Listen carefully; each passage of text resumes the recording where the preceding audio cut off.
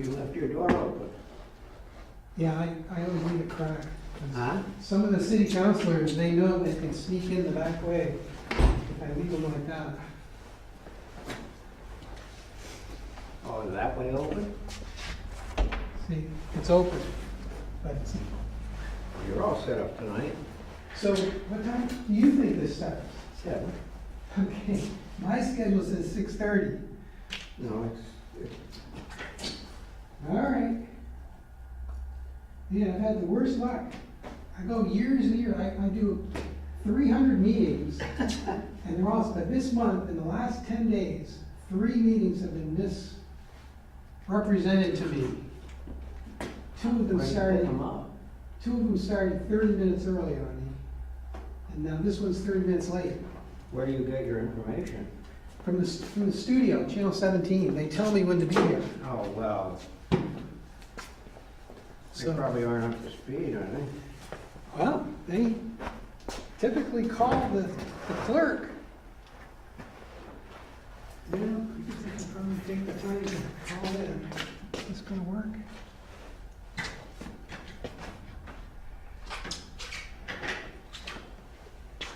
Think I'll learn anything tonight? I don't know. Think I'll learn anything tonight? Not taking any bets?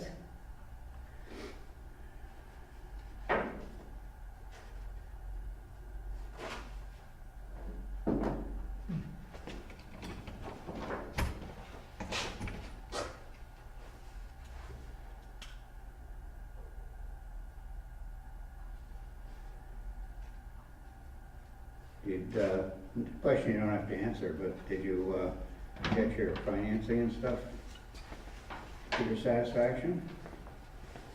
If you care to answer? Oh, to buy the farm? Yeah. Well, I just had like a 3-hour meeting with the sellers today, Oh, geez. so it's been delayed like another month. Is it because there's just issues or just people trying to get everything happy? It's just because it's a single-family home Yeah? with a bunch of barns. Yeah? But my business plan to the banks says that I'm turning it into a rental unit. So I'm gonna split it up into 3 parts. Oh, So I'm gonna rent a 2-bedroom, a 1-bedroom, and a 3-bedroom. and those are all there now, or they're in the barns that you have to? All right, I guess I have to call the police on Dave for breaking into the building. Door was open. If you Charlie, want all to, be my guest, because I'll be happy to be told to go to hell. You won't be the first one, and it won't be my first night in jail. Oh, wow. When I was selling books door to door in New Jersey when I was growing up, they had a lot of ordinances that said you couldn't do that in Oh. suburban New Jersey. And my supervisor, my current leader, you get dropped off on corners and you go door to door trying to sell books. Yep. And the leader further went, so he thought he was being helpful, to tell him where to pick us up. So by the time I got there was no collaboration involved. You were going to spend the night in jail. And I told my mother eventually it's going to happen. She'd always wait up, read and be awake or fall asleep reading a book or whatever. Have you ever found yourself in a position in your professional career of turning the tables and having to do the same thing to a solicitor? Somebody No. soliciting day to day? The roughest time I had was 55 years ago, back when Nixon was an issue, and we only had like 6 police officers in Middlebury. And the demonstrators pro and the demonstrators con were on the green. It was a pretty thin blue line. We had to talk both of them into, let's stay on your own side of the street, let's do your There was thing. no state police assistance or anything like that? Oh, this was 55 years ago. Yeah. I mean, it wasn't. What was Didn't your have role? any What was your rowdy. role in Middlebury then? Hmm? You said it was in Middlebury? This was in Middlebury. I started my career in Middlebury. What did you do there? I was town manager. Oh, really? I was the youngest town manager in the state when I was appointed. And when I retired from Essex Junction, I was second from the oldest. And I got the night that, this was back when you But could probably go, the longest serving. huh? Maybe second oldest, but definitely longest serving, right? Probably, yeah, probably. That was back in the day when you could settle all your problems by going to the local hangout after the meeting and really deciding issues. The select board said, come on, let's go up to the Middlebury Inn. I got carded. As town manager. As town, I was the youngest manager of state, and I couldn't, when I grew up in New Jersey, I couldn't go buy a car. That was when it was 18, right? 21. Maybe 17, 18, it must have been 18. It was from, it didn't change from 21 down to 18 until what, 19? No, but to drink. Yeah, that's what I mean. It didn't change until, it didn't drop to 18 until 70. Oh, it dropped and then went back up? No? No, I you don't- can't So drink. it's been 21 forever. Right, but now it's 21 now. Is it? Well, across the country, because basically the feds made it happen. Oh, I had no idea. Yeah. I had no idea. It dropped from 21 to 18 in 1977. Huh, so they must have gone back up And I was because, pointed down there in 67. wow. So you started before Bill Sinansky was Yeah. doing it here. Yeah. Huh. The drinking age is 21? Yeah, Really? across the country. Oh, I think it was one of those things, it was federal, it was something to do with federal money where they're like, well, we'll give you money for highway improvement, but only if you establish a law saying the drinking age is 21. That's, yeah, How long ago was that? before my time here. Really? Yeah. That's why, growing up in Montreal, that's why I understood why all the Vermonters came up to Montreal the minute they turned 18. All right, I gotta go grab a couple things, I'll be right back. Yeah. You gotta get the agenda.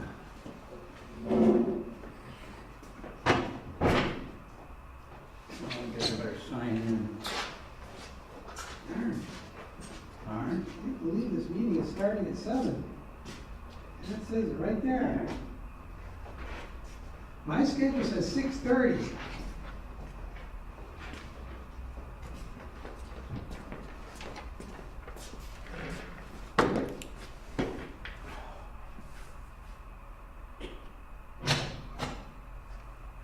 Hi there. Was I gonna learn anything here tonight? Oh, I think so, but just realized I changed purposes with my pen. Hmm?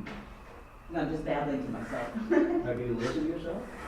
Well, sometimes I do, and then there are times where go up. Hi, Charlie. Hello, Rosie. How are you doing? Well, I'm glad in fact I'm here 30 minutes early. I am never early. I don't know what the heck I was thinking. Oh, I think I may not be. Still early.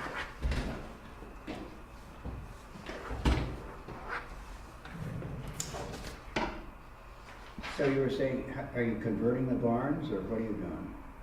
Well, right now, it's a beautiful farmhouse, and under part of the house, there's a 3-bay garage under the house.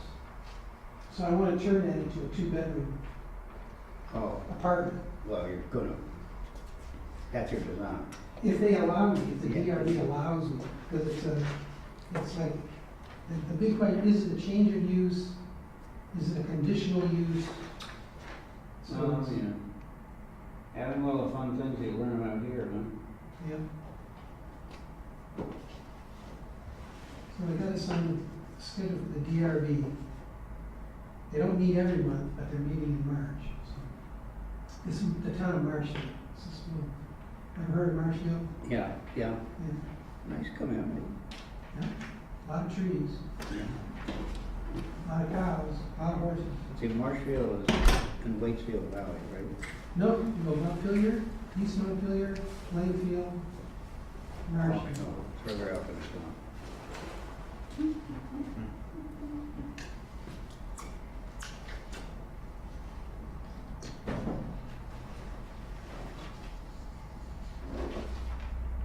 I guess the city has asked me to start recording all the planning commission meetings. Have they? Have they really? Great! Oh, Great. man, that was. I've been asking for that for years. Hey, As every far as I time. know. Because so much happens at those Yeah. planning commissions. By Yeah, the way, that's what? great news. I was Yeah. lobbying for that, but I didn't. Oh my think- gosh, yeah, yeah, because, I mean, you do the DRB, I mean, CCTV does the DRB and city council, but the other really crucial meeting is the planning commission. You know. Oh, that's great. I know it was an issue of you didn't have the, well, when we looked at it years ago, there were no more, I mean, you were fully, I guess, you know, absorbed in everything else, and you didn't have any more people Well, or. They have a different sort of tradition. When I went to them talking about natural resource stuff, they really said, well, we'll come out with all our proposals, and then we'll ask the people if they agree. That's kind of a different, Yeah. it's not real collaborative, because then you got all the votes locked. You know, your people have said, I'm in favor of this on the board, so are they gonna change? That's Well, good. that's good news. Well, that's what I was told. Yeah, I Another did. meeting, Yeah, it's gonna be a matter of funding, too. I mean, and so maybe they put it in the budget to pay the extra. Hey, tonight, they're going to do, I've asked them if they would show this YouTube clip. It's 3 minutes and 39 seconds. It's on Greta Thunberg, it's about environmental crisis, right? So they said yes, and just Helen and Jessica agreed. And so it's going to come up when it's open to the public for items not related. I think that's, yeah. So it's right before they talk about the Arrowwood report. So hopefully you'll be able to catch What that. is because, that? It is a YouTube video I saw. I'm getting involved in climate justice group at my church. And so they showed this three-minute video of Greta Thunberg and George, last name I don't know off the top of my head. And it has to do with, obviously, climate crisis, but it sort of the key thing is trees.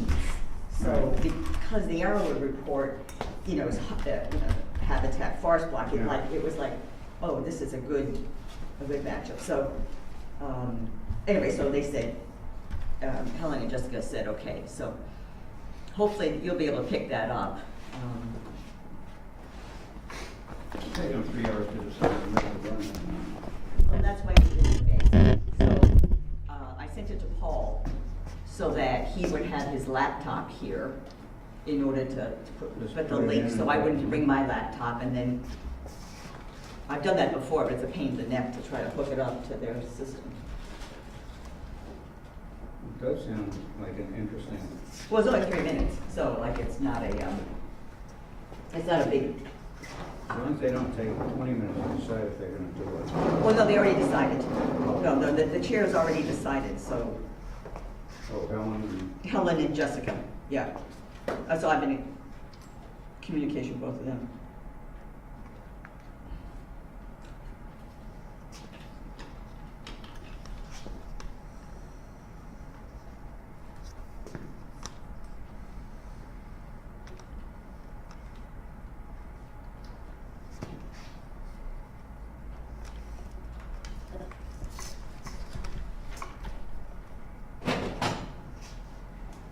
Well, you got the link, right? I did get the link, I'm just gonna make sure that everything is Yeah, technically working okay. now. Excellent. Yeah. You got Jessica's note that she'd like it to be under the. During the, open to the public Yeah. items, yeah, yeah. Perfect.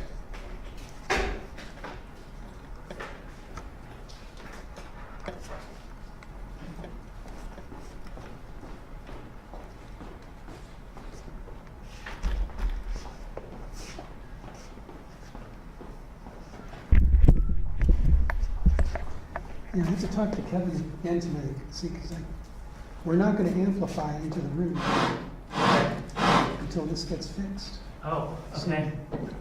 I don't know that I knew that that was a problem happening. I sort of had heard a little bit of scratchiness a couple months ago, but, okay. And do we have any idea what's going on with that? I have no idea. I really don't think it's us. I think it's me. all we're doing is basically just putting an extension cord on it, is all we're doing. Okay.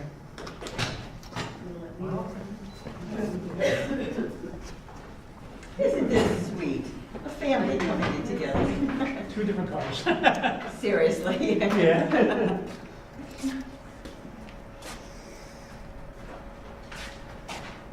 Hey Ted, both Kelly and I had the same reaction. That listening session we had on Wednesday, I had the same reaction. That was one of the best meetings I had attended Good. with the city. Well, I mean, all right. So it was, after that, it comes I mean, back. not, you know, I mean, where we could really talk and nobody was at each other's, you know, throats. Did you see the summation? So neither Tom nor Megan I'll send that can to you make just it to see if tonight. you- Oh, okay. Oh, yeah, super, that would be great. I'm not sure about Dave, but Well, nobody has to take the middle seat then anymore, which is nice. Send everybody down. scoot everyone down, okay. Who's No missing? Megan and no, you said Tom? Right, Okay. Would you like to sit and over here? Kevin, this- here, right? Yep.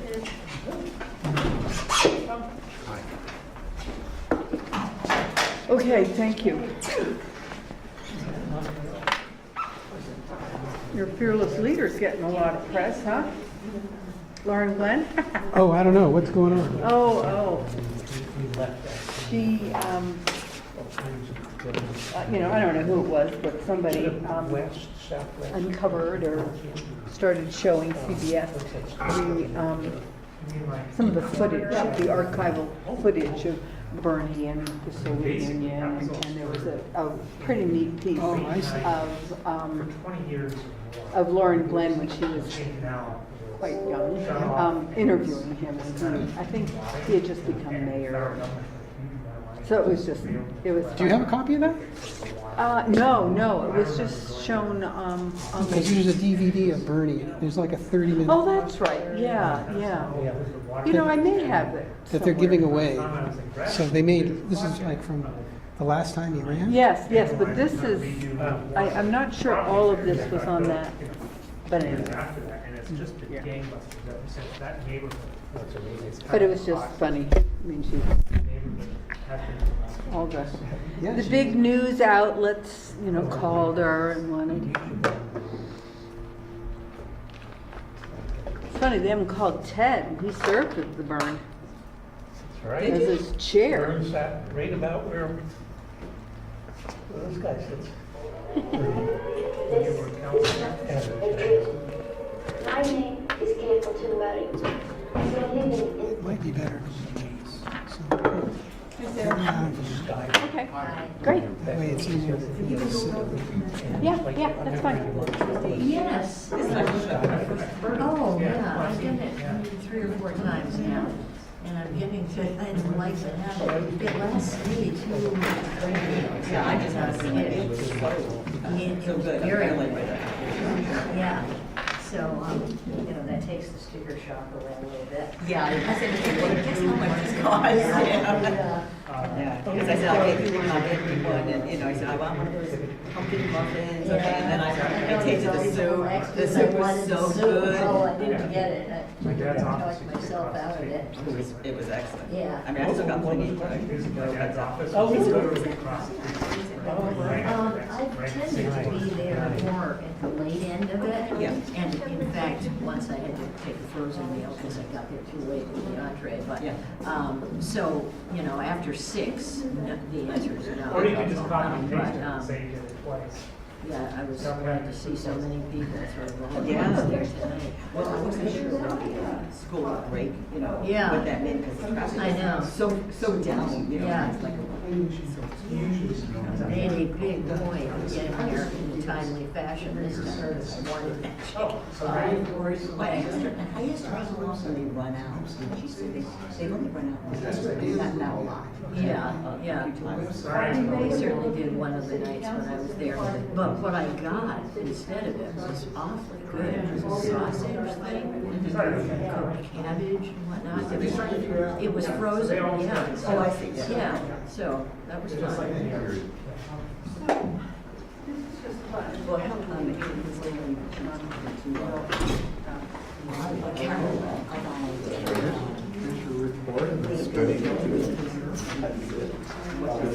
My partner Jeff. Tom Bailey. Oh, yes, to the, Okay. yes, yes. I won. It was a great place to live. Yeah. Who's the guy's house I lived in? First house on the left in town? Yeah. Oh, okay. Long time. Yeah. Which I don't often see. But I found that house. It's immediately south of the plaza. Followed it. Okay.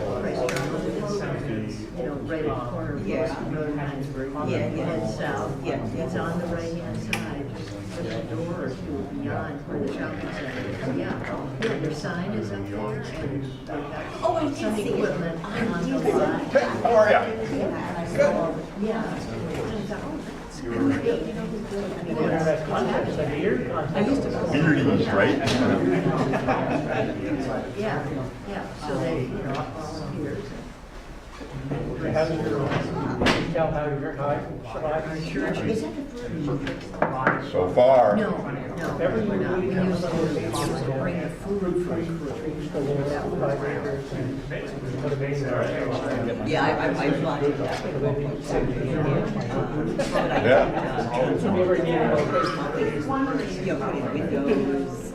Well, you know, they do that. You know, that's how they pollinate like, all the stuff in California. They truckloads of beehives move around. I'll just be happy if they survive the winter. This will be the first winter. But we went out this past weekend and it was warm and they were buzzing around the hive and it's like, yeah. So. I'm taking a class to learn more, so that. But you're not going to be able to do that. It's an interesting hobby.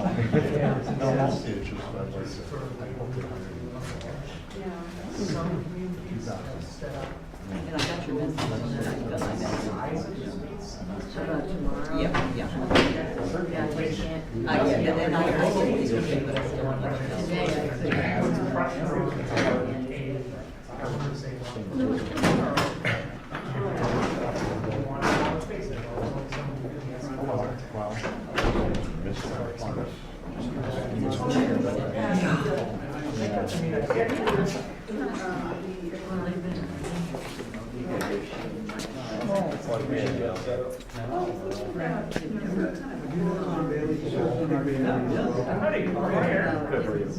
You want me to set up now? I think you set your, right here. We have a short. Charlie. Is going to be extremely expensive.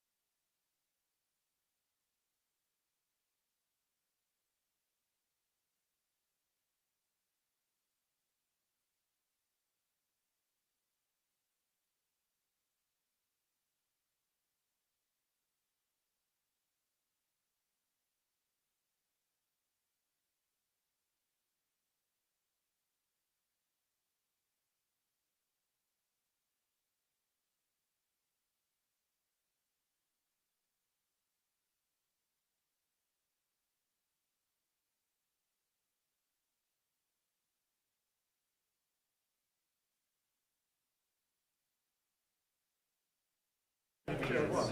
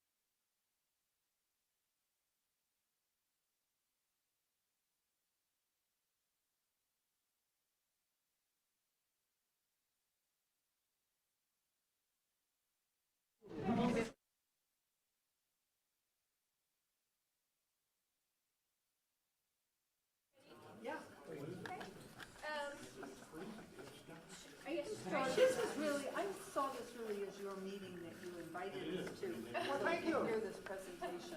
Great, thank you. No, Thank you for coming. and Tom and Megan could not be here, and they send their regrets, but they'll listen to the tape, and download the report, Great. and 3 of us are here. Okay, we are going to get started. So we are having a nice joint meeting with the city council, so we're happy that they were available to come this evening.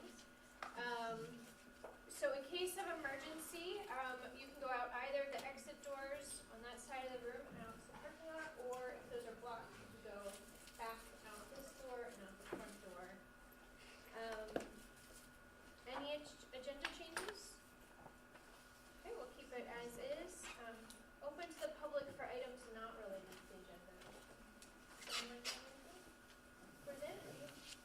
Roseanne asked ahead of time if she could show a video, and Helen and I both thought it was appropriate for what we're talking about tonight. So, do you want to say something? Well, that's too, or it. It was something I just saw. It had a lot to do with environmental crisis and specifically the trees and about what all of us can do. And it's 3 minutes and 39 seconds. So Yeah, so I thought it we're, fit in with the hour with the report. I think Paul has it all ready. Oh, let's watch this, no. This is not a dream. My name is Greta Thunberg. We are living in the beginning of mass extinction. It's great. Our climate is breaking down. Children like me are giving up their education to protest. But we can still fix this. You can still fix this. To survive, we need to stop burning fossil fuels. But this alone will not be enough. Lots of solutions are talked about, but what about a solution that is right in front of us? I'll let my friend George explain. There is a magic machine that sucks carbon out of the air, costs very little, and builds itself. It's called a tree. A tree is an example of a natural climate solution. Mangroves, peat bogs, jungles, marshes, seabeds, kelp forests, swamps, coral reefs, they take carbon out of the air and lock it away. Nature is a tool we can use to repair our broken climate. These natural climate solutions can make a massive difference. Pretty cool, right? But only if we also leave fossil fuels in the ground. Here's the crazy part. Right now, we are ignoring them. We spend 1,000 times more on global fossil fuel subsidies than on natural-based solutions. Natural climate solutions give just 2% of all the money used on tackling climate breakdown. This is your money. It is your taxes and your savings. Even more crazy, right now when we need nature the most, we're destroying it faster than ever. Up to 200 species are going extinct every single day. Much of the Arctic ice is gone. Most of our wild animals have gone. Much of our soil has gone. So what should we do? What should you do? It's simple. We need to protect, restore, and fund. Protect. Tropical forests are being cut down at the rate of 30 football pitches a minute. Where nature is doing something vital, we must protect it. Restore. Much of our planet has been damaged. But nature can be.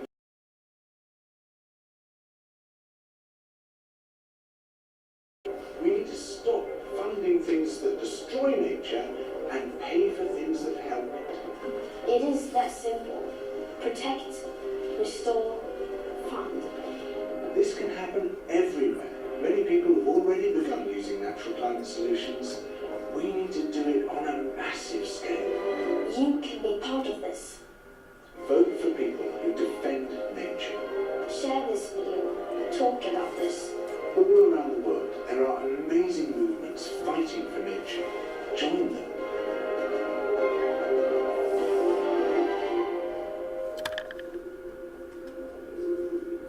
Everything counts. What you do counts.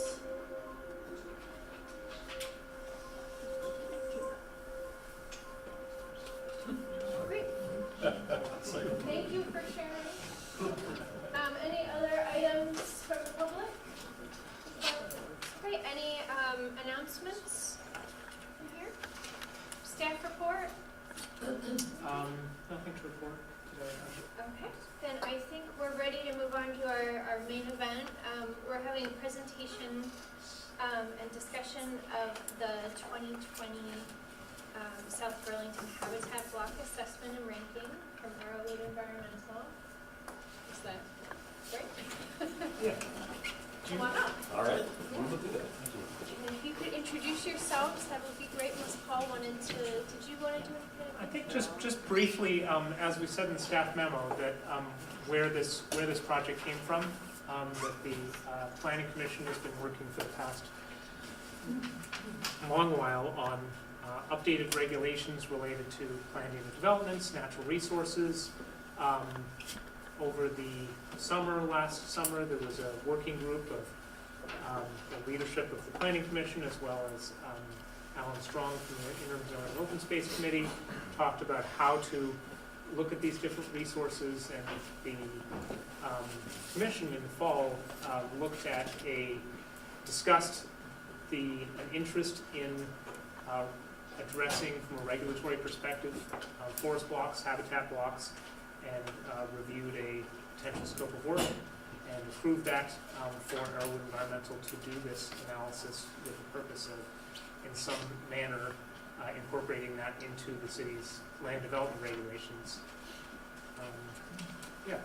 But the Commission has not yet discussed exactly how that tool would be deployed. That will be after this. Can I add just a real quick comment that just a reminder as we get into all of this tonight, I went back and looked at all of our old notes, and a reminder that in South Burlington's LDRs today, Chapter 12, which is what this relates to, is called the Surface Water Protection Standards. There are no forest block protections specifically in our LDRs. So to Greta's point, we're on to something tonight. Thanks, Monica. All right. You can take it away. We are two of four-person team at Arrow Environmental. My name is Aaron Worthley. This is Jeff Parsons. And I think you've all received the report that we kind of wrapped this project up with. And so our thought tonight is we're going to kind of just run through a brief overview of the methodology that we use, some of what we found, and then we're available for questions or discussion of whatever sort is appropriate. Just briefly by way of introduction, we've done considerable amount of work over the years for South Burlington, or in South Burlington, I should say, starting back in 2004, or some other projects even earlier, but the Natural Communities Assessment and Wildlife Habitat Assessment in the Southeast Quadrant. We did a project in 2008 for the city looking at the National Country Club Vermont National Country Club master plan, some wildlife habitat issues around that. We've done lots of various permitting, habitat assessment, wetland delineation, all throughout the city for private clients as well as city government. So this is a place we're well familiar with, and it was fun to kind of dig into it on this level as well. Paul kind of summed up our task here, really to conduct an analysis of forest blocks, and for us that means, well, what are forest blocks? How do we define them first? How do we identify them, and then to come up with a way to rank them, identifying their value as a natural resource, in particular in our case thinking about wildlife use in the city.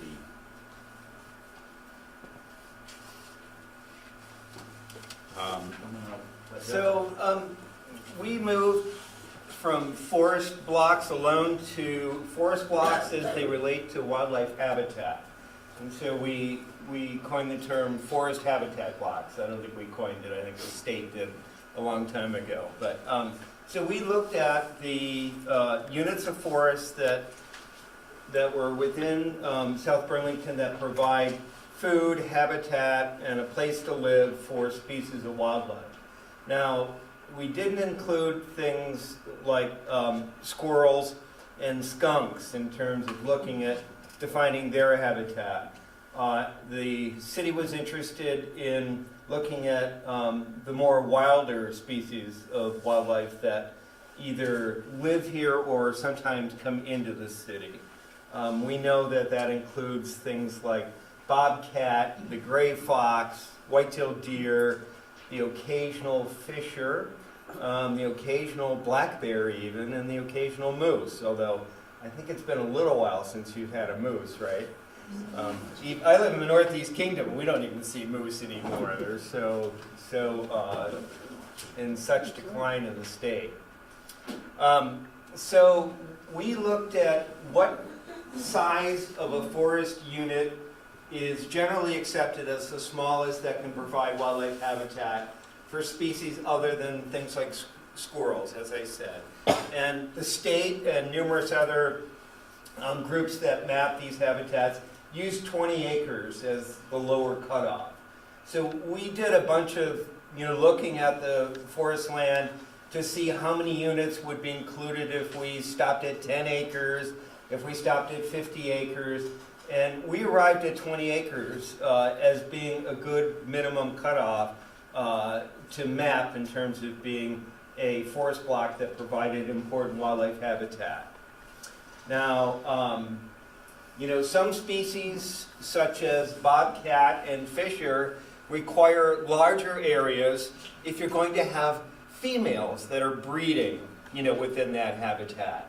And it's doubtful that South Burlington actually has enough forest to provide breeding habitat for some of the species that we were interested, and we think you're still interested in having coming into the city of South Burlington. Fisher, and particularly bobcat. I know there's nothing more thrilling in my life than when I get the chance to see the sign or actually see a live bobcat. And we do know that, that they come up and into your town, and especially from the south, down near Shelburne Pond and places like that. So some of the things that require a larger habitat, I've already mentioned. But some of the species in the city also require special habitat features such as water. So we included water as an important supporting habitat to the forest wildlife. We included wetlands because that is also an important supporting habitat, often providing breeding areas for, say, amphibians, shoreline zones that we call riparian zones that are shorelines to streams and rivers and lakes and ponds were also considered important wildlife habitats. And sometimes those are forested, sometimes they're not, but they were added on when they were attached to a forested area. So again, we really focused on forested wildlife. And then, you know, some wildlife had very specific requirements. We weren't able to work on the ground. There wasn't enough time allotted in this project for us to go in and look to see what trees were in an area, to see if there were specific habitat elements and how big those trees were to, say, provide for nesting habitat for the large woodpecker in our area, the pileated woodpecker. But these are all things that, these are all animals that have specific habitat requirements. We mapped those only when they were associated with forested habitats, because that was the initial charge that you guys gave us. The state is also pursuing the protection of these forest blocks through Act 171, which has asked towns to identify regionally or locally significant forest blocks, connections between those forest blocks, and to try to protect those areas. So this project that you're pursuing here fits in well with that Act 141 that, you know, the state has adopted. All right. Yeah, and so, you know, the concept of forest block is one that's become more and more a bit of a buzzword in the last 5 years, I'd say. And so Act 171 kind of took steps to really give towns the authority to do something with the concept. The state has been involved with trying to map forest blocks on a statewide scale. I'll talk about that in a second.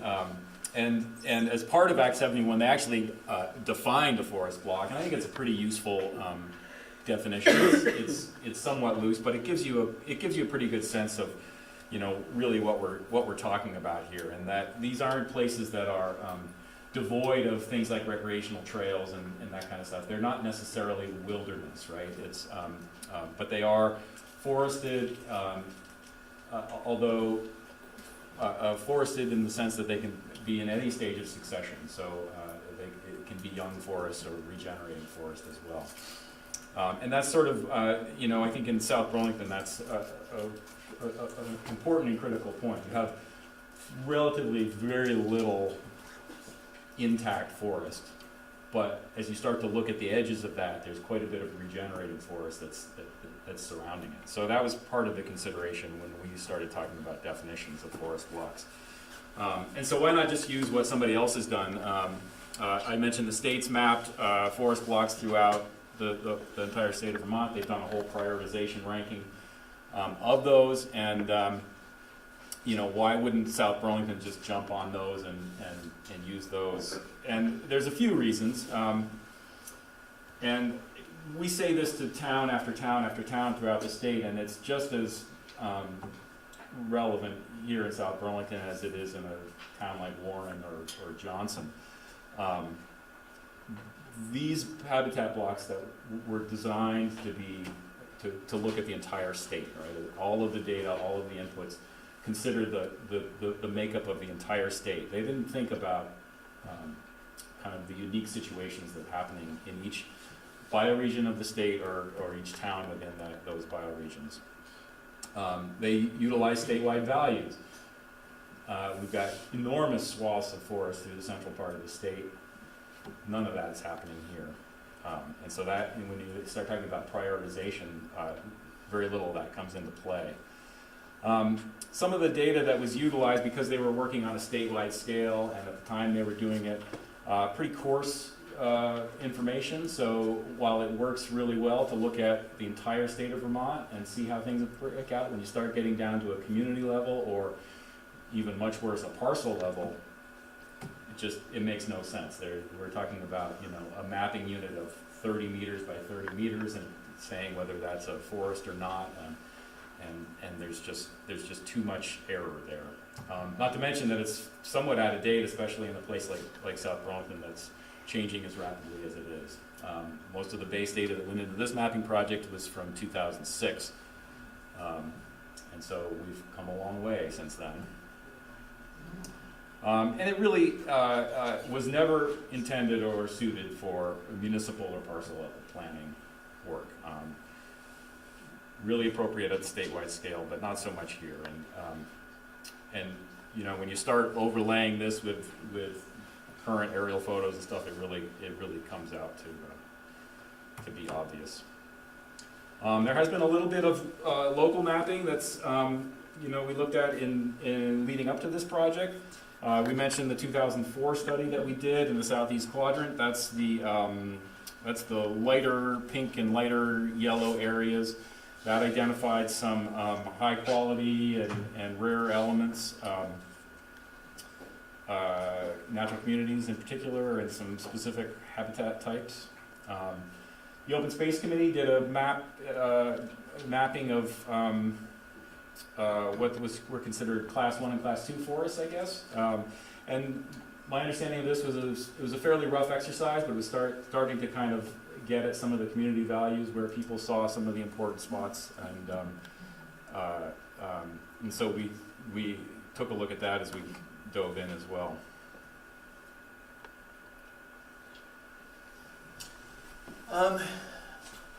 So I guess we've already gone through some of this, right? That our work focused on forest-based species. So any of the habitats that we mapped that support forest habitat had to have that basis of having a forest there to begin with.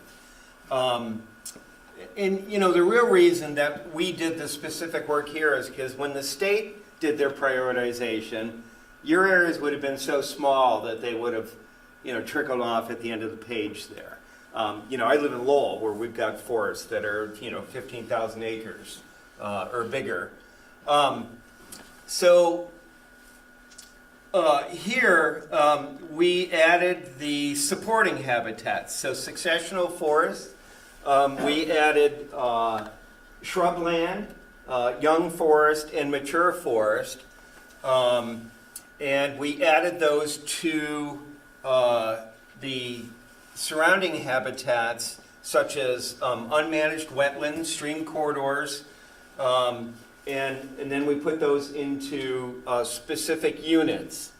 And then we also looked at how much each of these individual forest blocks was connected to other forest blocks, either within just South Burlington or moving out of South Burlington. And so these are some of the parameters that we looked at that gave value or detracted from the value of a particular habitat unit. So we came up with 10 different parameters that we applied to each of the habitat units. There were... Go through the blocks here first. All right. There were 26 habitat blocks that we identified. And I'm not going to kind of dive into the weeds about the technicalities of mapping them, but suffice it to say, these are, we built this on a brand new release land cover data set, which just came out as we began this project. Maps land cover types across the state, in particular tree canopy, shrub areas, and agricultural land are some of the, and impervious surfaces are some of the better products of this this work that UVM did. And it's on a 1 meter scale. So where that state level data from 2006 was 30 meter by 30 meter, we're talking about a 1 meter by every 1 meter square is identified down to its land cover type. Exceptionally high resolution, and for the most part, we found it to be quite accurate. So pulling out of that, we find forested areas, we find those adjacent shrublands, regenerating forests. We break all that at roads and development areas. We don't allow any fingers, like little narrow stretches of forest that might break off of that. Anything narrower than about 50 meters, that's kind of where you have this break where visibility starts to you can see from one side of the forest to the other, so you don't get animals feel less secure utilizing those types of areas. Eliminate any active agricultural or herbaceous areas. That's sort of the lawns and ball fields and that kind of stuff.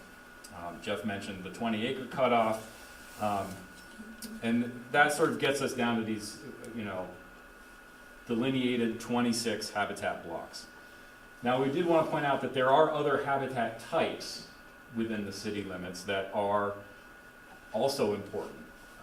But that wasn't really the scope of this project. Things like grassland habitat, things like aquatic habitats, these are kind of specific and focused. But when we're talking about forest habitat blocks, they sort of fall outside the definition a little bit. So we don't want to downplay their importance to certain species, but they didn't really kind of fall into the definition of what we were working with here.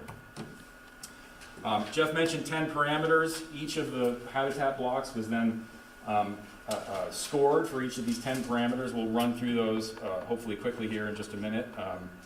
But each of the scores were broken into a range of 1 to 10. So we took the highest value and the lowest value from each from each parameter for all the blocks, and then those kind of dropped into a 1 to 10 breakout.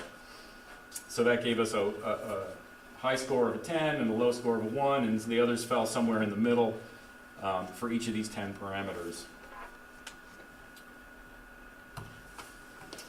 All right, so I'm going to do a brief talk about these different parameters. And in the end, these parameters were weighed as to their, or given a weight as to their importance in the scientific literature in terms of their contribution towards wildlife habitat and the wildlife value of the forest block. Okay, and I'll cover that at the very end, the weight that each parameter got. So the first parameter was size, and that makes sense right off the bat, right? The larger the area, in general, the greater species diversity that you'd expect in that habitat block, and also the higher the population of each species. So in terms of the longevity of that block, providing that wildlife value, it's generally assumed that the higher the population you have, the less extinction, local extinction within that block there is. And so the greater the persistence of the wildlife within that block. So this parameter was applied to each one of these, and you can see sort of the relative rankings of each. You can tell that the bigger ones are red and the smaller ones are green. All right, next. Secondly, how much of the entire forest block was forested? Because those were our instructions, right, to provide some measure of the wildlife habitat that is provided by the forested blocks within South Burlington. So we thought that that was important as well. And you can see that even though, for instance, the Great Swamp here is big and scored, I think, highest on the area, it doesn't score highest in the amount of forested land because the Great Swamp is surrounded by shrubland that wasn't considered forest because it was young. All right, core forest. So core forest is a measure of the amount of forest area within each block that is at least 100 meters from a human development activity around the edge. There are many species of wildlife, especially the ones we're interested in, or the city's interested in, the wilder species, that prefer to be away from us, at least at crucial times within their life cycles. So having habitat that is far away from the sound of cars and dogs barking and the shining of lights and people talking can be important for that suite of wildlife. And that includes birds, that includes mammals, that includes amphibians and reptiles maybe to a lesser extent. We ranked each area by the amount of core. And as you can see by this, the ones that have long, thin arms have less core habitat because you measure 300 feet in or 100 meters in from all angles, and in an arm like this you won't have any core left. Something that is rounder or more solid without arms in its shape is thought to be better for species that enjoy the forest interior habitats away from human beings. Yeah, go ahead. The percentage of the forested block that is comprised of surface water. Up here we get into the Winooski River, so you know this, the 20 Habitat Block 20 ranks rather high. Other habitat blocks have streams primarily in them, a few have ponds or open water wetlands, but there's not an awful lot of variability here. And of course we'd be thinking about aquatic mammals such as mink and muskrat and river otter and things like that, and to some extent the ability for wildlife to gain access to free and open water if they need it to drink. A lot of wildlife gets its water through its food that it eats, but some also needs free water. All right. Wetlands can be important for certain suites of wildlife, such as amphibians and reptiles, waterfowl, certain birds. Other species will hunt there, and some species will use it, as their primary habitat. But many species of wildlife will venture into a wetland, at certain times of the year to access food sources or cover or something like that. So wetlands can be important habitats too. Cover type. So this is a measure of the amount of forested area within each habitat block that is deciduous or broadleaf deciduous trees that lose their leaves in fall versus evergreen trees. And if it was like 90% evergreen and 10% deciduous, it scored low. So a more equal mix between those two parameters can be thought of as providing for greater species diversity for wildlife. Fragmentation. This is a measure, it's a little bit like an inverse of the core or the forest interior habitat, but it's a little bit different. It's a measure of the amount of forest edge that each forest block has. And that can affect things such as songbirds, but it also affects, deep forest species that don't like to hang out by edges, except maybe to hunt, but retreat to more secluded deep forest habitat.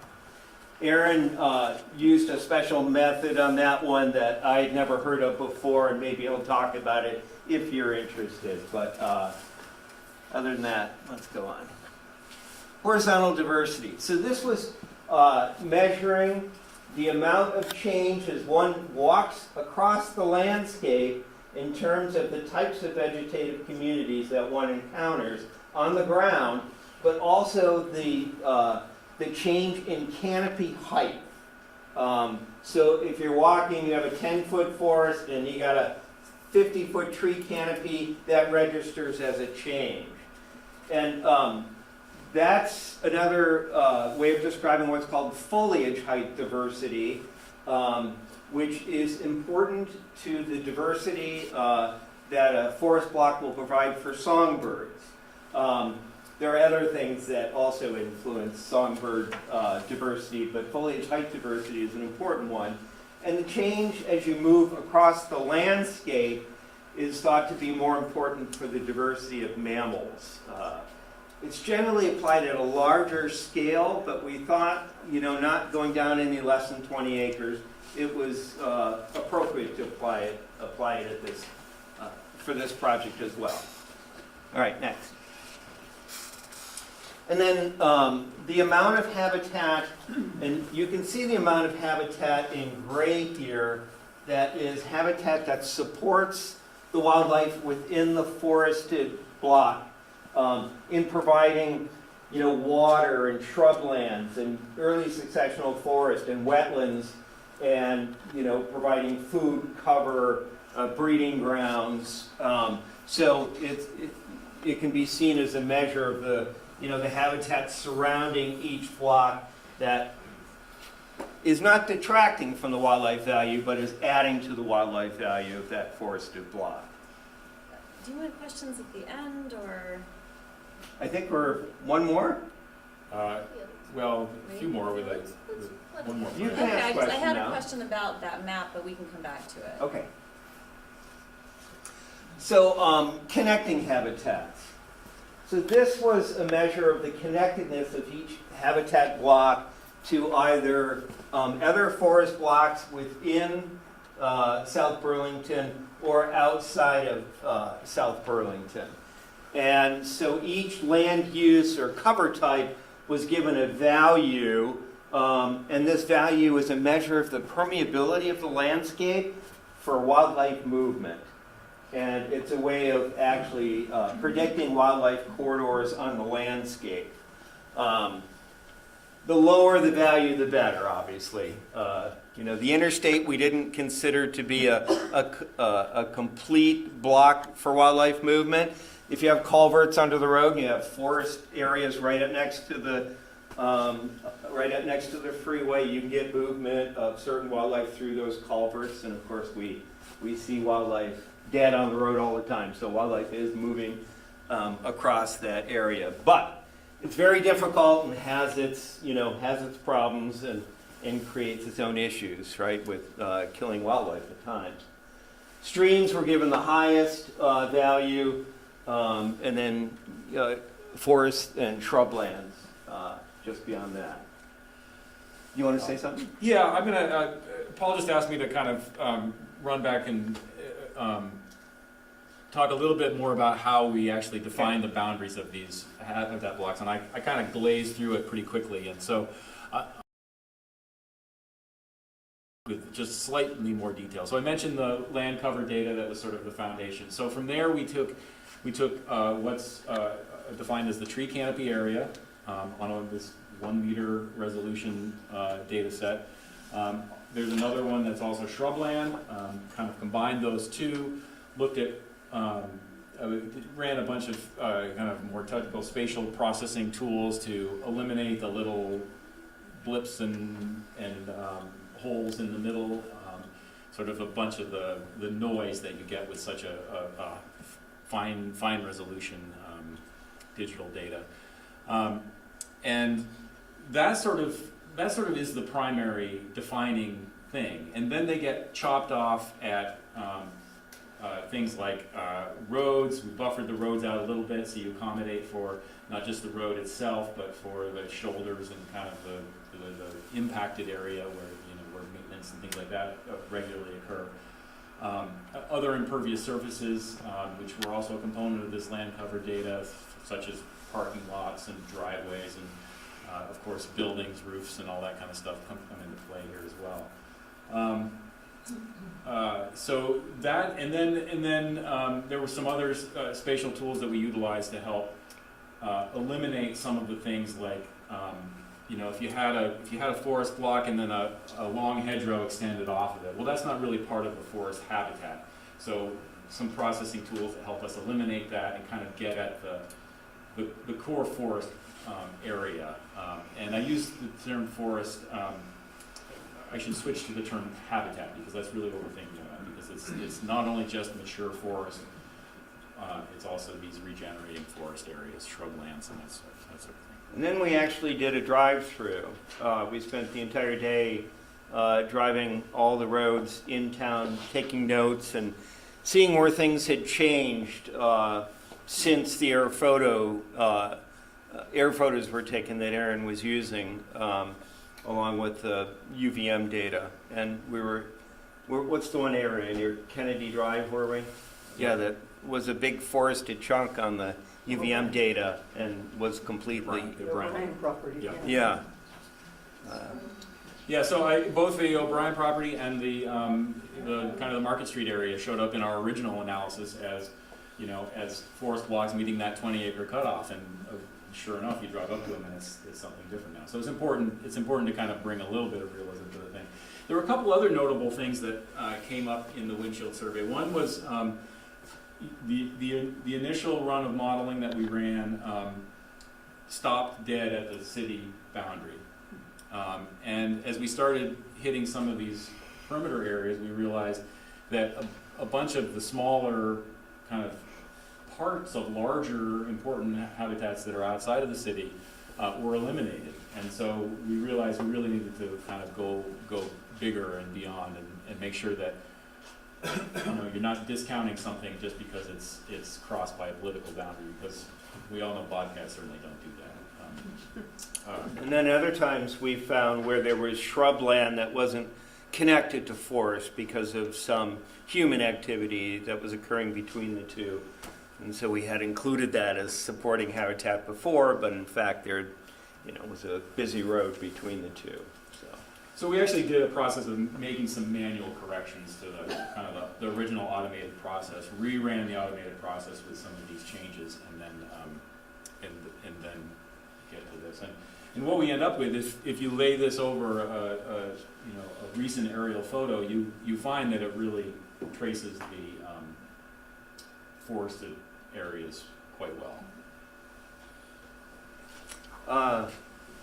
I should mention on the wetland parameters, we actually used Kathy O'Brien's work that the city had them do in 2001, because that database was actually the one database that was superior to the UVM database for land cover types.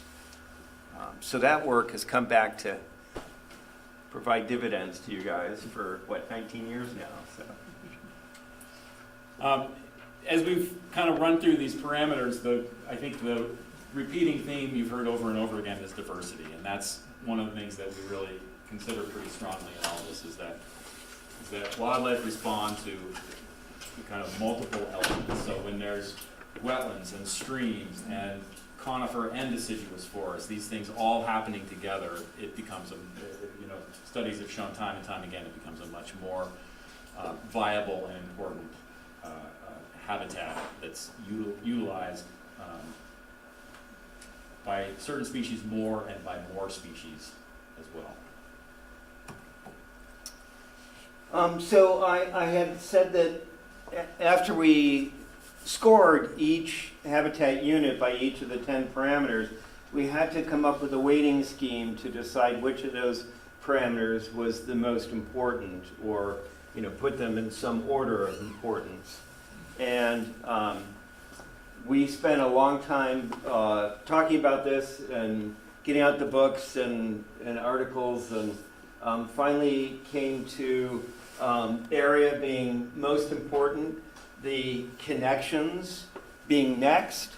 I think that's really important here, right? If we're talking about wild species, because as we said, we may not have bobcat breeding in South Burlington, but once they make their way up, they're going to need habitat to move, throughout the town or within the town in the places that they move. And we are talking about forested and wild species, so connections was very important. Supporting habitat, the surrounding shrublands and wetlands that provide food and cover and other habitat elements for a wide diversity of species. Because of the emphasis on forest, it also ranked fairly high. The core forest, because again we're talking about wild species here, we're not so much interested in the squirrels and the skunks, although they certainly benefit, right, by providing habitat for more wide-ranging and wilder species. And the presence of both food and water in the form of wetlands and surface waters also came out pretty high. These other ones, we downgraded some here because all the literature suggests we should. Okay, go ahead. And so this is where we land. And I think you've all seen this, and I never asked you for the handout. It's on the table. Yeah, there's a handout back there that has the has this map, and then on the other side it has this table that's in the report as well, which details each of the 26 blocks, each of the parameters, and kind of how all of the scoring and ranking played out for each of them.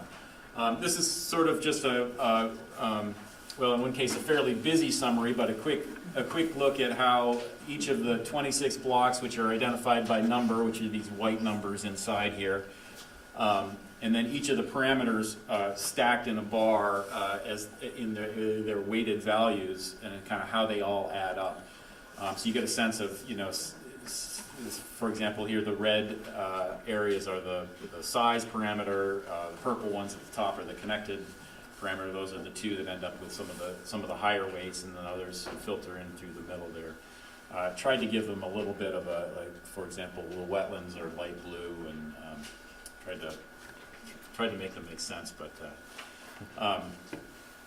so the rankings, the actual rankings, are shown across the tops of the bars, and then also in these circled numbers here. So you know, what we kind of find is that they're fairly evenly spread out. There's definitely some kind of hotspot areas, as you can probably expect. Southeast quadrant, the Muddy Brook corridor are kind of the two areas that sort of stand out in terms of the higher percentage of the highest ranked blocks. But that's just sort of the whole the rundown of how everything came out. So I guess most importantly for you is to think about the connections between these units, and not just the ranked habitat blocks, but also even smaller areas in terms of providing habitat for, if not resident wildlife, for the movement of wildlife, right? As stepping stones across the landscape when they're trying to get to these larger habitat blocks. So that can give, you know, quite a high value to supporting lands and small blocks that may be somewhere, you know, where a bobcat that comes up through Shelburne Pond to the Great Swamp and is moving up into one of these larger areas may utilize, you know, this little forested area. And in fact, I think we found bobcat right in here when we were doing the country club work. And to make it that far up into the city, if you don't provide those stepping stone habitats, you know, if you allow those areas to be taken, you're deciding that it's not important, you know, for species such as bobcat to be able to make their way through throughout the city of South Burlington. So it's really up to you to decide. But we really want to emphasize the importance of the connectedness of these areas in terms of providing continued habitat for the wilder species that make their way into South Burlington. Yeah, I think, you know, you see a low ranked block here, two higher ranked. This is ranked number 1, this number 5 here. But you have to wonder what happens to this one when you take out this ability to be connected here. And I think, you know, does it become nothing? No, probably not. But it certainly can affect its viability. And so I think even though we have kind of, you know, this ranking methodology which assigns, you know, and the connectedness does play into how they get ranked, but it doesn't always really tell the whole story. And so I think it's important to kind of keep that in mind, that, you know, in a landscape like South Burlington's, where what you have left is really fragments, that those connections and that ability to hop from patch to patch are really one of the most important things that helps maintain a viable wildlife population throughout the city's landscape. So I'll just end by saying we did provide an online mapping tool, so you can kind of dive into this stuff and look at it in more detail. You can go to the address up here. I don't know if are the planning map tools publicly out there too? That's out there, Yeah, okay. as well as the report. We took most of Okay, yeah. Yeah, and you can also get a digital version of the report just by clicking on the link in this map as well.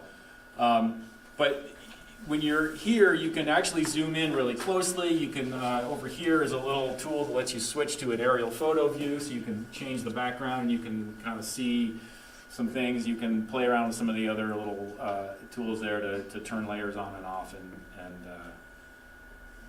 get a better sense of how things look than you would just get from looking at it on paper. And over time, we went to the iNaturalist page for South Burlington and looked up, bears and fisher and bobcat and things. And we considered actually using that somehow, but within this process, but it just didn't seem right because, for instance, I live in Lowell, and across the mountain is Craftsbury. There's been 30 professional birders that have lived their life in Craftsbury. So they have the most incredible record of birds. There are no records in Lowell. And that's the way iNaturalist kind of works. It depends on who's out there and who's in certain places looking for things. And I didn't want to discount the places where they didn't find bobcat and fisher and stuff like that just because they didn't show up on iNaturalist. That being said, if you got a conservation commission that's going to get busy with iNaturalist, you can add that data in future years to what we did here. And the real message in looking at that information for us is that, hey, this stuff is here. Bobcats are scattered throughout the city. We sort of know that from some more scientific studies as well.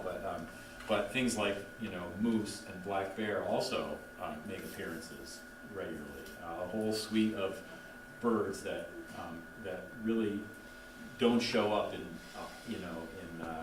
outside of interior forests and are present. So these things are here, and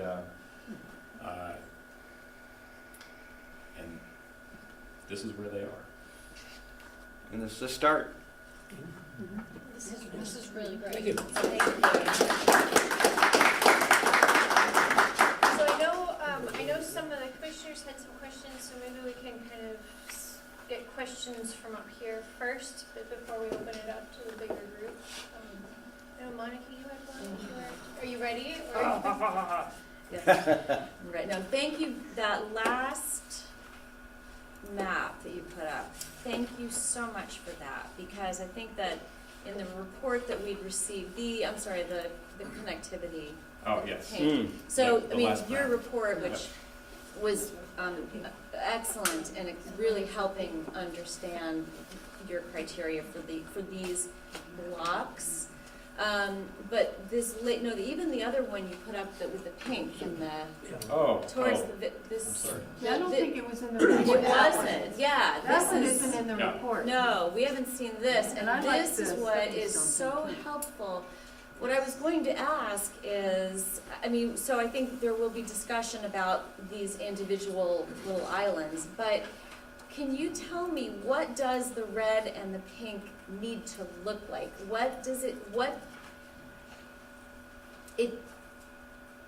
If we need to work on really protecting these islands, what can the red and the pink still contain? What can be developed within, just broad, people have wildlife running through their backyards. What can the red and pink look like in a town like South Burlington where we need to have housing? How can these two things come You mean, together? what can it look like if you still want to find? In a developed That's right. way. That's right. Yeah. If we still want to have an environment where we can have the bobcats going where they need to go, and we know that as global warming happens, there will be more animals coming in from the Adirondacks, and we need to contain and continue to have these paths, but we can't necessarily block all of them entirely. So can you give us a picture of what would be a smart way to protect the pink and the red? Well, I think it's most important, first of all, to protect the forest blocks. Mm-hmm. The red is probably critical, and that's not to say that you can't build within the red, but you need to think about design features and that promote wildlife movement through them.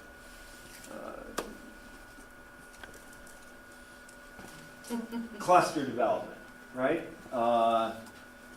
PUDs, downward pointing lights or limiting lights, limiting the width of driveways. all kinds of design features that, making sure vegetation in driveways is right up to the edge of the driveway. Limiting the length of driveways. We talked about Warren and Waitsfield, but that's the biggest bane of Warren and Waitsfield is the 1,000-foot driveway. There's hundreds of them. And we did the same work there. How does that inhibit wildlife? I mean, because of crossing or because of? Well, for certain wildlife, just the driveway itself will inhibit crossing, but not for bobcat and things like that. If you have a lot of traffic on that driveway, it might. If you have lighting on that driveway, it might. If you clear vegetation along that driveway, it might inhibit the wilder species as well. Certainly maintaining things like forested riparian buffers. So you have stream corridors having those tree buffers. 50 feet is kind of the number that's thrown out. That's pretty much a bare minimum when you're talking about wildlife movement through these areas. And you're the expert on this, but the movement of wildlife through culverts and, along this corridor here within your town would be very important. Yeah, certainly all those kind of structure design standards that allow for wildlife to move along the edges of streams and rivers, but under roads, right? So the oversized structures. Where there's a little bit of dry land on the side of the streams, at least when it's not flooded. Can I just, to close that then, because you just started listing all of these little things that even a resident can just do today on their own property. Is there, if you can let us know if there's a resource where all of these gems might be housed. Downward lights and you said vegetation up to a driveway. I mean, that's not a money thing. That's a smart thing to do. And if there's a resource that you can think about directing us to where we could find those and then figure out how to incorporate them, but that would be really helpful. I think there are already towns that have incorporated these types of structures. Charlotte, perhaps, is Warren. There are some lists, though, of some of these. Yeah, and low-hanging fruit. We'll dig around and come up Okay. with something that's as concise as possible. Thank you. And, the other thing that just jumped into my brain that was illustrated in the windshield survey we did was realizing that there are a number. I think there are particularly some of the older subdivisions that have chain link fences around the back, and so you have these barriers that kind of don't allow the wildlife to kind of move through some of the backyards or some of these, treed areas that they might otherwise. We noticed those extensively in the Southeast Quadrant work and the country club work as well. We have a lot of coyotes.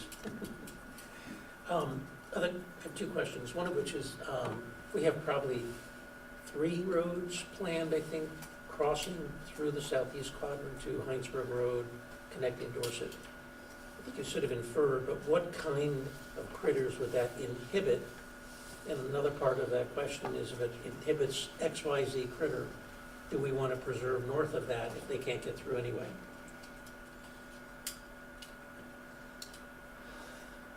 I know when we just worked in the Southeast Quadrant, most of the landscape connections seem to be focused on a north to south basis. And we were very concerned with plans to, and I know that they were important in terms of connecting communities and somehow or another that was important socially. I think this is probably a good example. So we talked at length about this area here, which is the kind of that cut through at South Village, or just south of South Village, and that's not built in its entirety yet, but it's roughed in, I guess. And while not too long ago this would have all been one block, we really felt like it wouldn't be considered that now, even though that road's not built yet. It's coming, and we know that. We didn't include anything where there's no sign on the ground of it yet. But it does make a difference to the habitat block.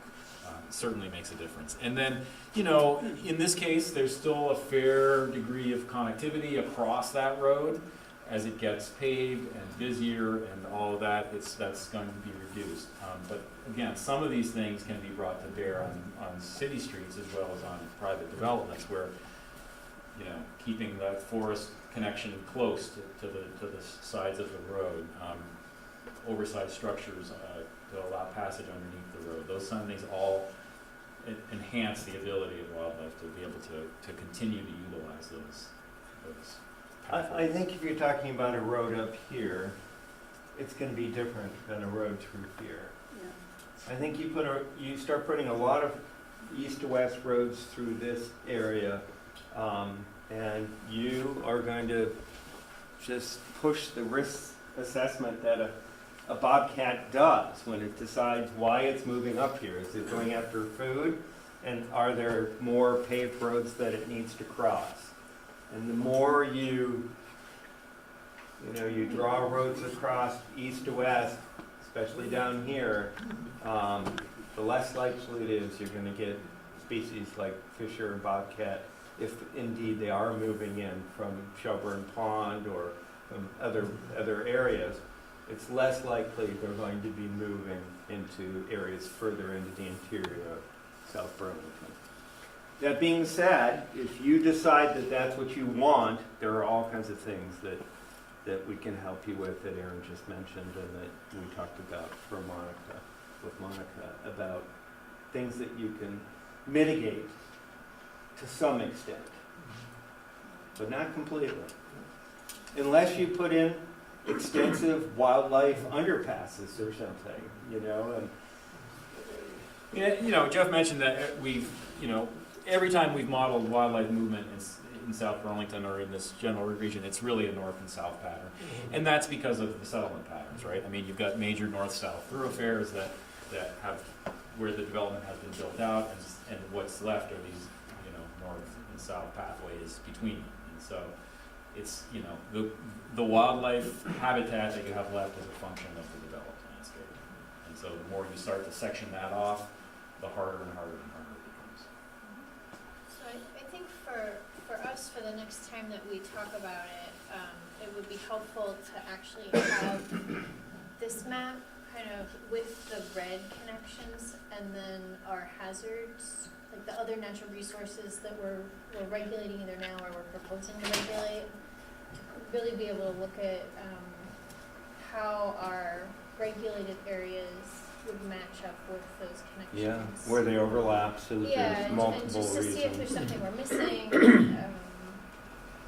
you know, kind of follow on to what you're talking about. I think it might be interesting to have the 3 roads that are planned to go east-west. Have them plotted just so you get a sense What's of. the third one? The Swift Street? There's There's one Swift, south there's the Village. one What's in, coming out of, Julie. Cider Mill. Cider Mill.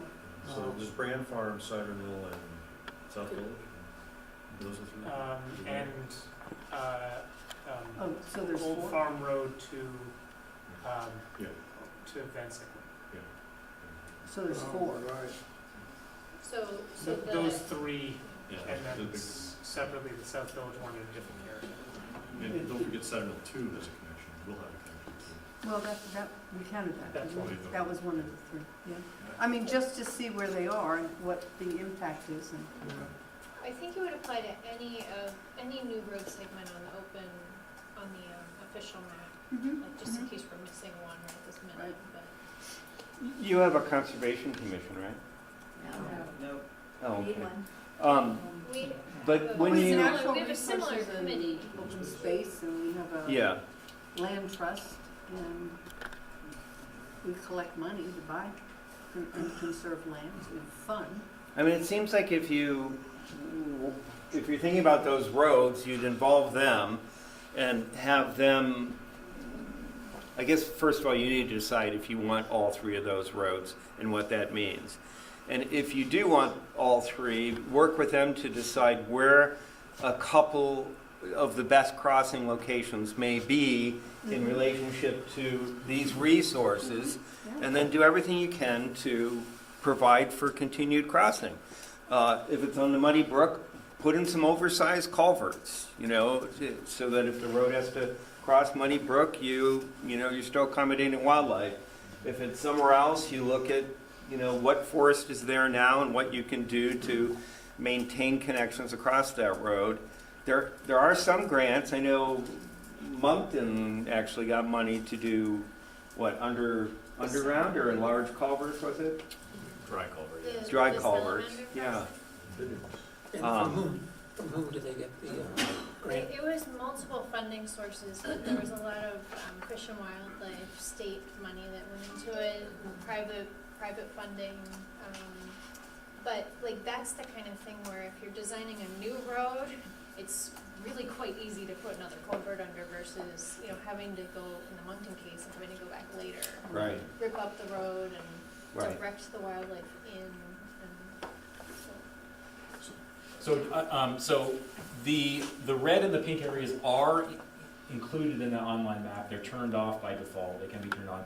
I don't have them red and pink right now, but I can easily change that so that they've got this level of visibility. And, So they're not, we can't see it right now, but you can activate it, is what you're saying? yeah, well, or you can activate it if you go to that online map. You can turn on the layers. They're just not colored the same way. So. Can you speak briefly as to what makes up the red and the pink? Yeah, so the pink is what we defined as supporting habitat. So these are all these kind of ancillary areas that that wildlife will utilize or will move across, and that includes a shrubland, that includes all of those hedgerows and little fragments of forest that got eliminated in the forest block assessment. It includes things like hayfields down here, hayfields, right? yeah, a lot of hayfields. I think that's the prime. You know, any other undeveloped areas that weren't included in the And then corridors, because we didn't really talk about this. What did you do with? So yeah, so the corridors are are pathways within that connecting habitat between each of these habitat blocks. And so there's a whole kind of modeling process at figuring out where the highest ranked corridors are. And Jeff talked a little bit about that table that we had that showed the values for what they're called the cost values for cost. It costs an go along a stream corridor than it does to cross a 4-lane highway. Right, and then even it's a gradation, right? From stream and forest to shrubland to wetland to dirt roads, driveways, major roads, and then freeways. And that's a measure of the permeability in terms of the type of wildlife you're interested in keeping in South Burlington. So what we end up doing is by kind of modeling the movement from each habitat block to any other that's in its vicinity, you end up with a complete coverage of kind of the landscape permeability across the whole city. And then what we do is we start experimenting with what's the, you know, in this particular landscape, what's the highest value. And we landed in this case on a 20%, 20% of the highest scoring sort of connectivity across the entire landscape is what is the red. Right. We sat down with 3 or 4 different iterations of corridors and said which one makes the most sense from a wildlife biology and landscape movement perspective, and we came up with the 20%. One last question. We're a suburban town. We've been designated as a growth community. We have a very vocal group of people who feel that we really shouldn't have a significant amount of natural resources. It should be elsewhere, Moncton, whatever. I guess the question I have is, are we potentially creating a situation where we're going to have wildlife up against more and more communities? I guess what I'm saying is a coyote takes someone's cat, or like in our household, we just had our golden retriever skunked, and we've had, coyotes. We have every wildlife imaginable on our property, or have gone through everyone. But is there a situation where we're potentially creating some difficulty unless we really substantially make these corridors. If we don't, I guess I'm trying to put it another way, if we don't make these corridors, are we going to be up against a lot of difficulties in the neighborhoods? Well, you'll always have problems with skunks. And I'd say you got to that point before I was ever working in this South Burlington. But go ahead, you were gonna... My cousin lives on Capitol Hill in Washington D.C. and his dog gets skunks. Yeah. So, There's a lot of them there. I don't think we can predict what you're asking us to predict. In other words, you're asking, will wildlife adapt to less and less forest blocks and corridors, and will the interaction with you and your pets and everyone else in the city become more pronounced? are you inviting conflicts by inviting wildlife? Yeah. Well, Yeah, sort of. partly, but are you, and how to mitigate that is, do you make sure that you have sufficient corridors? That's what I'm trying to figure out. I think having places for wildlife to live and to eat helps mitigate their use of your backyard as their place. The word's out, our backyard is a Yeah. buffet. Yeah. I had a question before about your supporting habitat map. Could you pull Okay. that one up? Because I just have black and white paper. Okay, so I was just wondering, there's a lot of green and yellow on this, yet they're surrounded by the gray, and I kind of seemed like a forest block that has a tremendous amount of supporting around it would be more in the red. You know what I'm saying? Like, because it seems like there's a lot. So the gray in this map translates to the pink on the other map. Right. And the red is within that. The red are the highest value corridors. No, I mean on this particular map, there's only Oh, okay. one of the key islands, I'll call them, that's red. And I kind of thought that particularly down by this lower. Where there's a lot of gray surrounding Yeah, I'm the wondering forest why block. those didn't rank higher. Is there Yeah. a reason or? Yeah, we also made the choice that the supporting habitat for each block was going to break with the block. So the roads and the developments would become defining factors. So it was really contiguous supporting habitat to a block that gets assigned. Included. Okay, for so there that could be parameter. some gray in there, but because it's sectioned off, it's Right. really not helping. Oh, Right, so up here you've got this whole network of farmland and forest edge and Okay. that extends a considerable distance and outside of the town as well, and that's what. And it's contiguous because of the river? Or? Yeah, I mean, there's fewer roads up here. I mean, that's. So I had another, in your report, you talked about, by that page 10, the other corridor, but it can relate to this though. You said narrow hedgerows can provide preferential movement corridors, and they're considered a low-cost option. And so one of the, like using this example again, are there things that we can do within that gray to help create more low-cost, preferential, hedgerow Sure. possibilities to enhance, to turn some of those currently yellow and green blobs more into red by simply creating a cedar hedgerow somewhere that will fix a break in the support network. Well, so the way you turned it into, assimilated into the block is you let it go wild, right? Because this could be agricultural land here. Once it starts growing shrubs.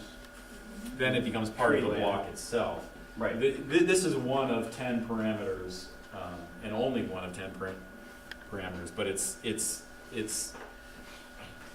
acknowledging that the more open space and undeveloped land around this habitat block has a positive impact for the wildlife utilizing that habitat block. So to let it grow up. out of agricultural fields would probably have the best impact on forest wildlife and forest wildlife connectedness.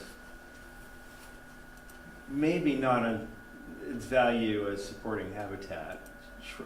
Grassland may provide more small mammals for eating than a shrubland would, you know, if that's what the wildlife's using it for.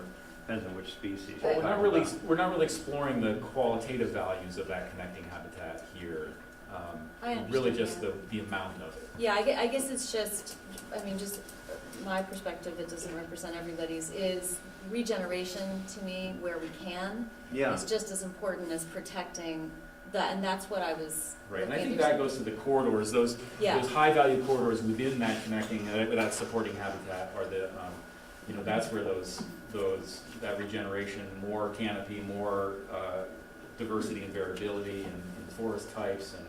So that begs the question that I've been having, which is you have a 60-unit PUD that's spread out. Everybody's got a quarter acre of lawn, right? And that's not the best use of that land. But where you have that kind of a situation, are there things that you can prescribe that are better for the fragmentation so that you don't have, like, you know, 50 quarter acre yards that everybody mows? Should you force people to have a 20-foot buffer between all these properties that you allow to grow wild, so that you create a webbing corridor, even if it's not for bobcats, it's for rabbits or whatever it might be. But obviously, growing wild naturally is a little bit better than mowing a lawn all the time, right? Especially if you increase that amount of area. For rabbits, your 20-foot corridor may be the best answer. For your wilder species, it would be better to cluster development. No, in an area where you have the ability to cluster, that's great. Yeah. But you have some pre-existing developments, right? Or you have some that are planned that aren't as clustered as we would like them to be. Not that we can go back and change those plans, but the question is, how do you reestablish or defragmentize where you possibly can by adding back in natural stripping to create a matrix? And if it's not for land animals, it's going to be for butterflies and birds and bees and anything else that needs something that's not just mowed fescue, right?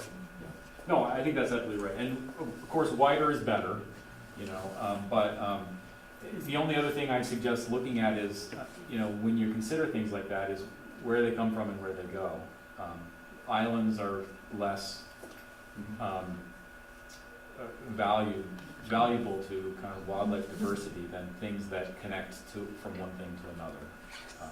So if you have, you know, a subdivision with a stormwater pond, so it has some water feature already, there's a way to integrate that from a, you know, forested area or a natural area over here with a green strip that runs through, connects to that water feature, connects through to something else over here, then that, you know, you're kind of adding on and you're building that diversity that we talked about with all these different parameters. It seems like the only way, other than getting the web that you're talking about, is having landowners work in harmony with each other to come up with a plan to have something move through it that isn't a web and a labyrinth for wildlife.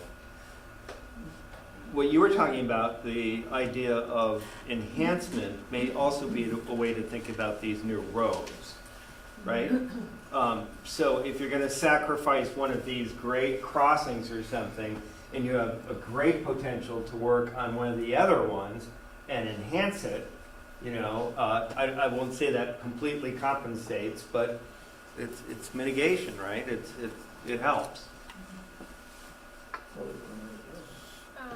I have a question.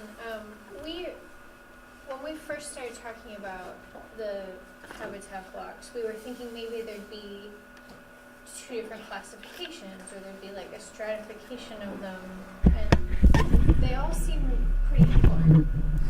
So I'm not married in any way to splitting them into different regulatory groups, but I guess I was wondering if you felt like maybe there was some kind of breaking point or threshold of some kind, just based on your knowledge of the data, that might lend itself to something like that, or if you feel like all these are pretty well in one group and should all be regulated kind of similarly. I mean, there are some that end up being, you know, really isolated. and I think they Maybe meet, if you go back to the blue pink map that has. they meet the criteria, they meet the criteria, but they rank pretty low. And so I think, in some cases, you can sort of put those in their own category based on the ranking. There are others, and that's why we ended the way we did, talking about these stepping stones. There are others that end up ranking fairly low, that may be fairly important when you really look at the big picture. And so it's some combination of the two, I think. And I know that's not the the concrete answer that we would hope for. But No, I think that's fine, and I think that it's gonna take us kind of looking at what those corridors are and the other things we're regulating as well, maybe in a bigger context. Look at eNaturalist as well, because we were surprised that some of the species made it into some of these far-off places that you didn't expect them to be in.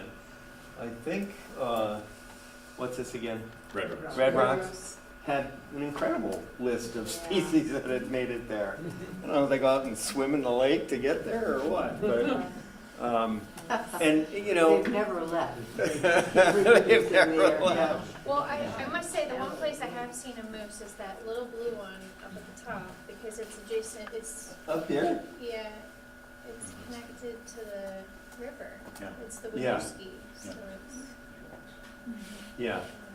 Yeah, and of course, there's a whole world going on outside the borders of South Carolina. Really?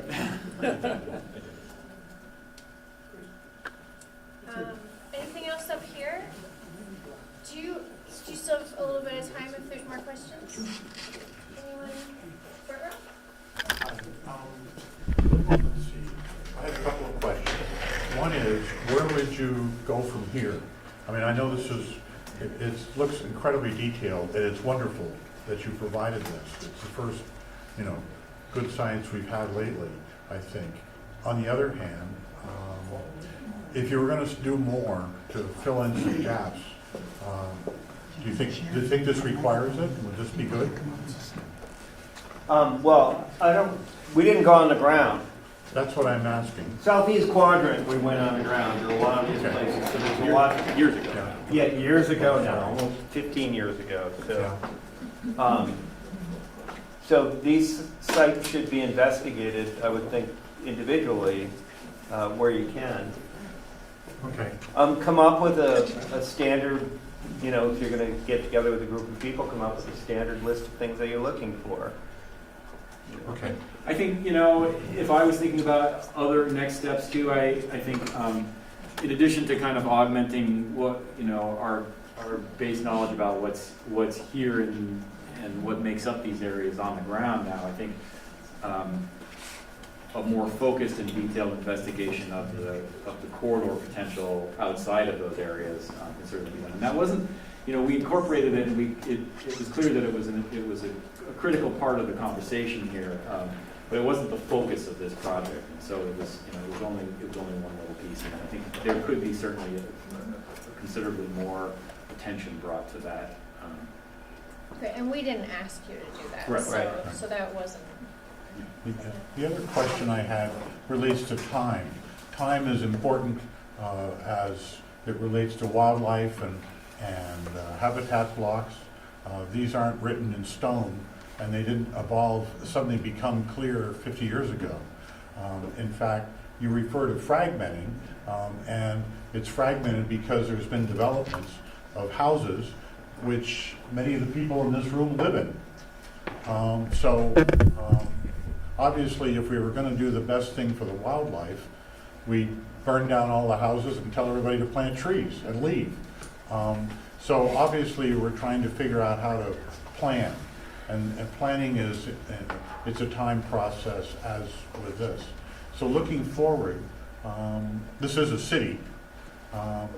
Is this a step-by-step operation where you have to basically bring you guys in and say, we certainly need housing, we'll expect to have other kinds of development, how to make it fit going forward, so that you look at yourself 20 years down the road? Because it's easy to look at a map right now, it's going to drive zoning, and then say, this is what there is. And then we'll be here in 10 years with the same map in spite of the evolution of both the forest blocks, the connectivity, and the people. Yeah, so, I mean, not only does our landscape change as we continue to live on it, but the tools that we use to do this work that we do are constantly changing and improving.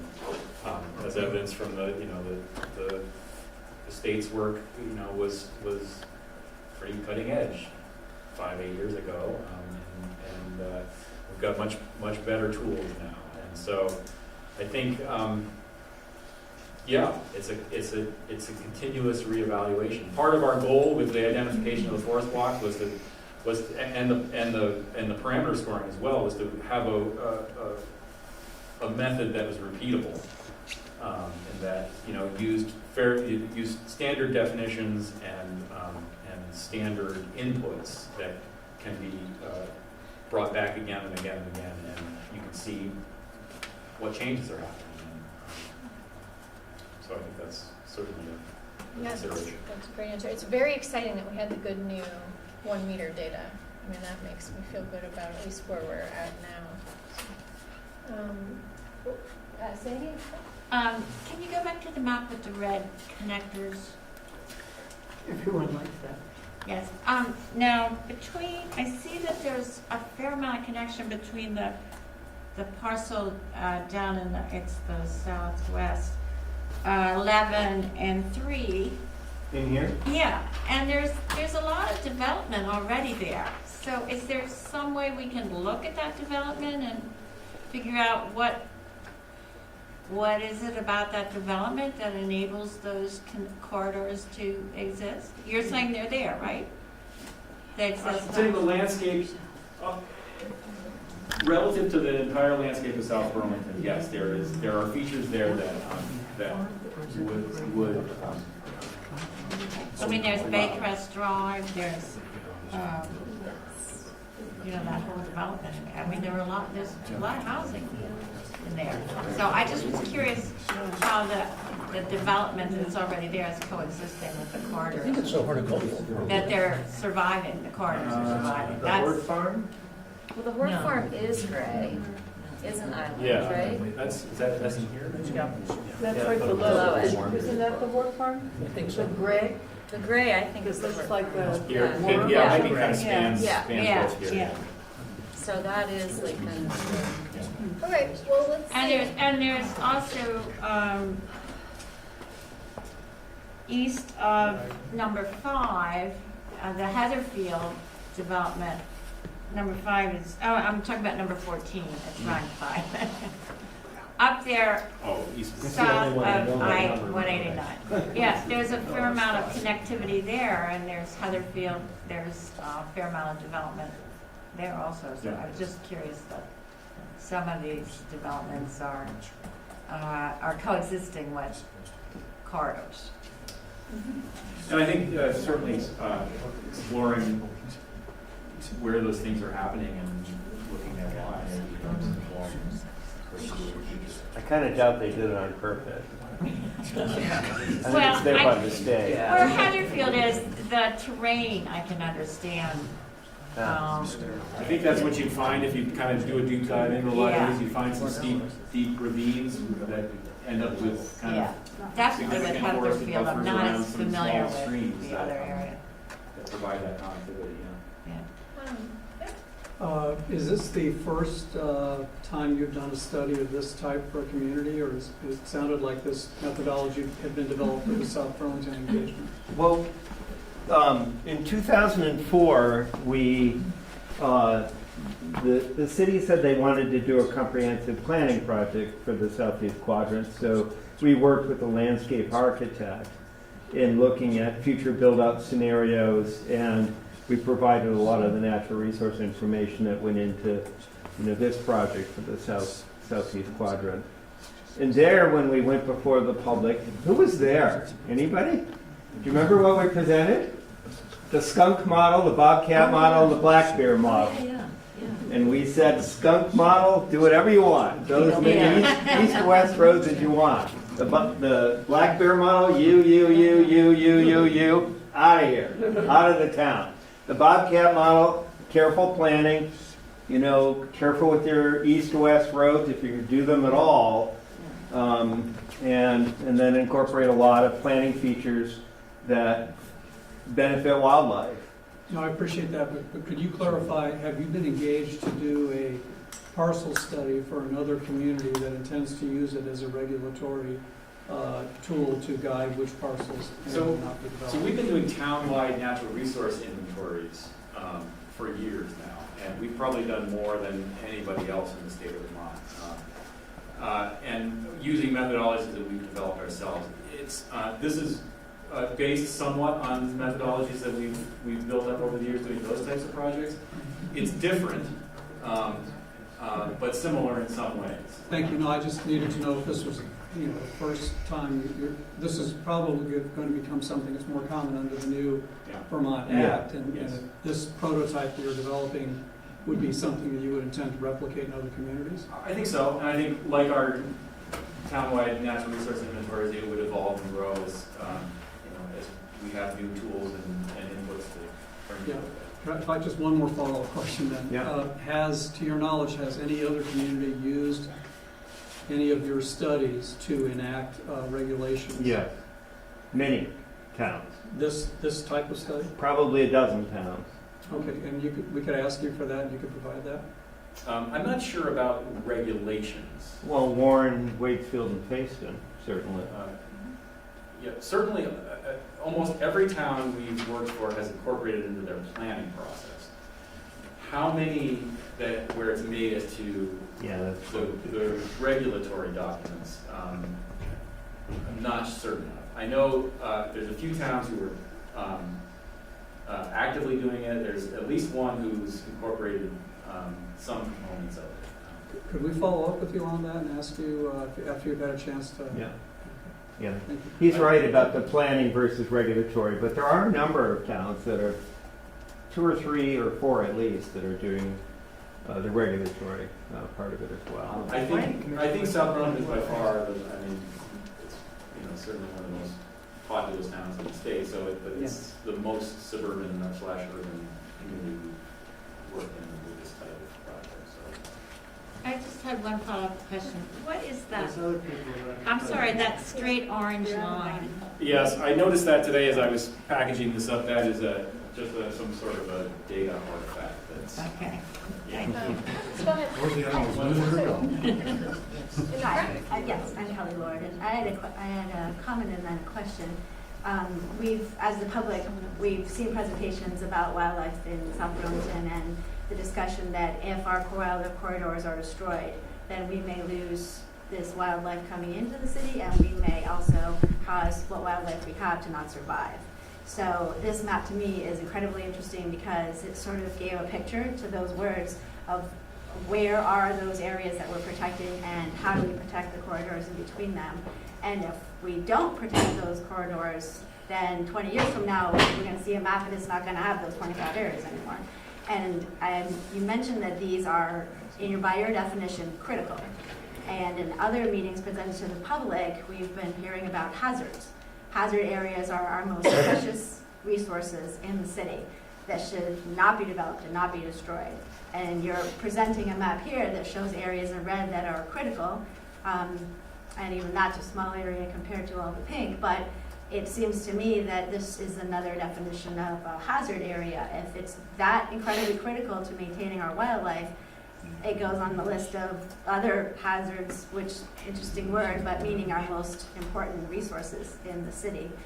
And that's my comment. The question I had is that years ago I lived off of Heinsberg Road, and we had bobcats living behind us. We had a ledge, which is apparently where they den, and we weren't far from the Shelburne border. At first I wasn't sure they were bobcats because it looked like they had a collar on them.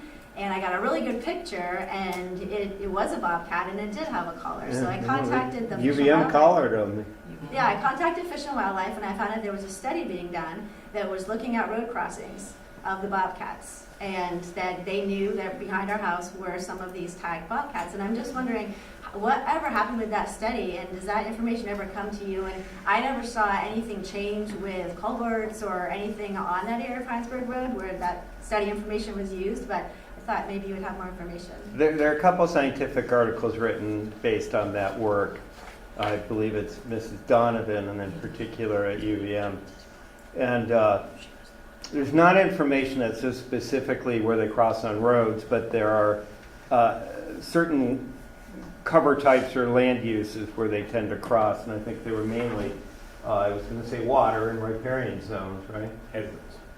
And hedgerows. And hedgerows, sure. Yeah, and so I worked with Mark Freeman a little bit when he was setting up that program, and identifying some areas with him, and kept in communication with him throughout the whole study. And so have all of his caller data. It's fascinating to look at, and I think all of that comes into our thinking considerably as we develop parameters and kind of how these different land cover classes score. And so that's especially in South Burlington where that study was really focused. It's a big part of our thinking.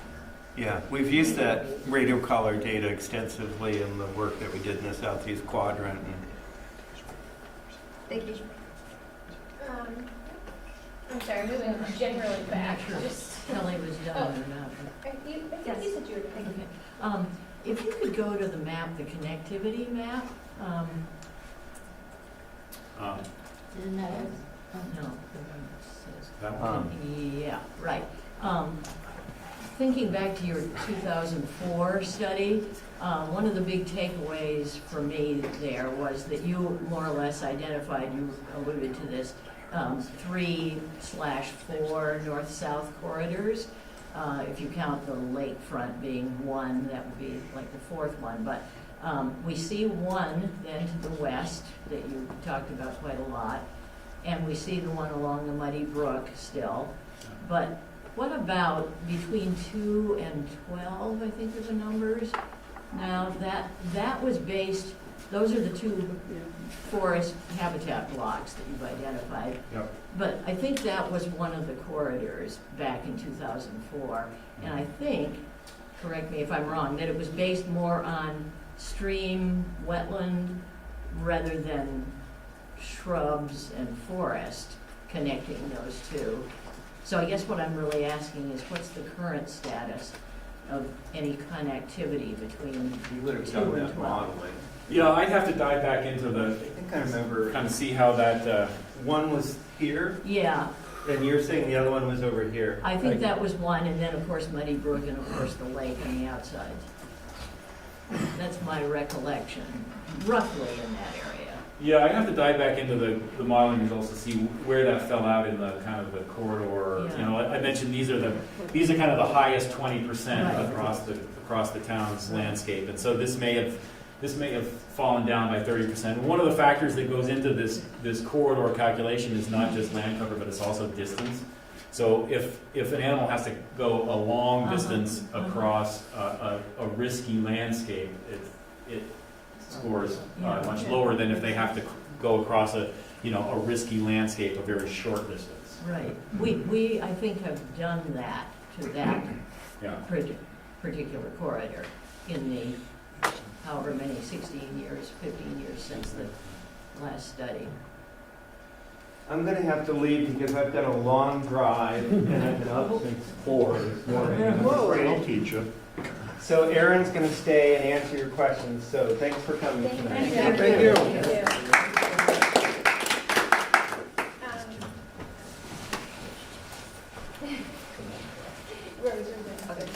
Two quick questions. You talked about us, not a good idea to create islands. But if we do certain things, we will be creating islands for the animals, and they will perish because they can't get from one place to the other. But we're connected to other municipalities. I mean, we have, Shelburne, we've got Burlington. So what would happen to the animals who are currently living there if we were to cut off the access, if South Burlington, becomes an island because we have, because we cut off the access to the animals outside of the city limits because they don't know the city boundaries. So, I mean, that's sort of a Yeah. You know, I mean, right. I won't choke them to death, right? I mean, they'll. Mostly impossible to answer, but I think the conventional wisdom is that, well, first of all, Jeff started by saying,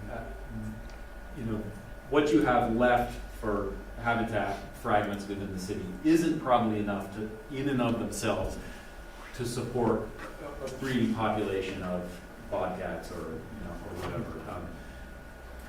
So it's dependent on that surrounding landscape that you have wildlife permeating into the city.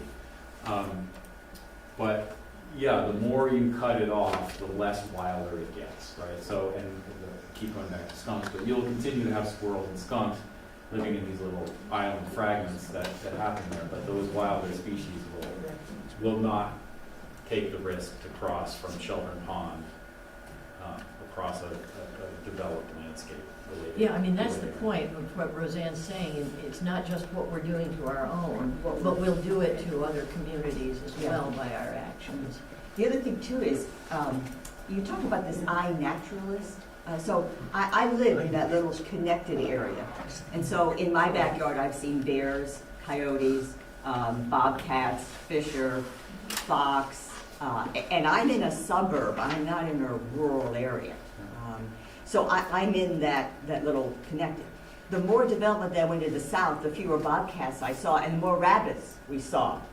So there are predators. There's this natural balance in nature. So if we cut off the bobcats, we're going to have a heck of a lot of rabbits and squirrels and skunks because the things that eat them are no longer there. But my question is, this iNaturalist, I've never reported seeing all this except to my neighbors when I share the pictures of our cameras out back. But is there a place to report to iNaturalist that these things occur? Because how would they know what's in my backyard? You can just go to the website and add information. iNaturalist? Yep. That's all it is? It's an app. It's like Facebook for creatures. And just in a picture or? Yeah, you Yeah, can send whatever you've pictures got. and you can locations and you can actually go as far as that. If you don't know what something is, it goes out to the community and people will help you identify it. Okay, yeah, I got dozens and dozens and dozens of them. In the back? Hi, Duncan Murdoch. I'm gonna play devil's advocate. So, who cares about? We're a city. Who cares about animals? There's New York City. It's populated. There's no real wildlife there. So we're classified as a city. So why does this matter? Why do we need animals around here and connectivity? I'm playing devil's advocate, so don't take that out of context. But that I'm giving voice to perhaps people who have that perspective, and I'd love to hear you articulate and defend that. Yeah, so we say this to every town that we work with, and that it's always kind of the ending statement. It's up to you. What's important to you? Wildlife is important to me personally, and I'm active in my community to make sure that we maintain wildlife habitat as part of our planning process. In my professional life, it's like I can tell you what's there, but I can't tell you what to think about it. And so I assume going into this project that because we were asked to identify this, there's a significant portion of the population in the city that finds value in seeing those wildlife species out their back window, or on their way to work, or that's some of that sense of Vermont wildness in the community, and it's I think it's a personal and collective choice to have that. Can I comment on that? Sure. I do think that, I don't know if it's what we do or if it's something that you have, or maybe it's going to be part of this Act 171, but having gone through the South Burlington Master Naturalist program, we did spend a lot of time talking about the impact of the entire region, the entire state, and connecting into New York. And it is very interesting to see the connectivity, the larger connections and paths. And they really did talk about migration of animals that we'll just continue seeing as things change. So I don't know if that goes into our document as, okay, this is what South Burlington's mission is, but look at this other obligation we really have to the region as well. I guess just a comment, but I don't know if that's something that you have, or again, watching. You actually had a slide in the beginning about the state identified blocks, and it actually has quite a bit of kind of overlap over the ones that you've identified that I think is important. That's where we connect into the state. So there's kind of the state identified ones that were identified across the state at that higher level, and now what we've done is actually use kind of more detailed information to like dive down into kind of how they're specifically delineated based on more detailed local information. I mean, correct me if I'm wrong, but that's what I got out of that first slide. I think you're absolutely, both delineated and functioning in the unique landscape that is South Burlington rather than the unique landscape that is the state of Vermont. So just, might have been better addressed to your colleague who was here, but he had sort of started talking about how he would envision using the work you guys have sort of done so far in a regulatory sense, sort of what the steps would be. Do you have sort of an understanding of, for instance, like a wetland, there are criteria that are developed and then you hire a professional consultant, they go out and they delineate it. Would you envision something similar to sort of there? I mean, you were looking for something particular when you map these forest blocks. You've never been on a lot of the parcels. I presume wildlife is either there or not there, that's a discernible thing. Would you recommend a path that went that direction, where there were standards that were looked at and that it was field delineated, or would you say this study is complete enough that you should just GPS these blocks and run with it? So historically, in the kind of the regulatory arena throughout Vermont, we've had these isolated resource features that are identifiable on the ground, and those are the things that we protect.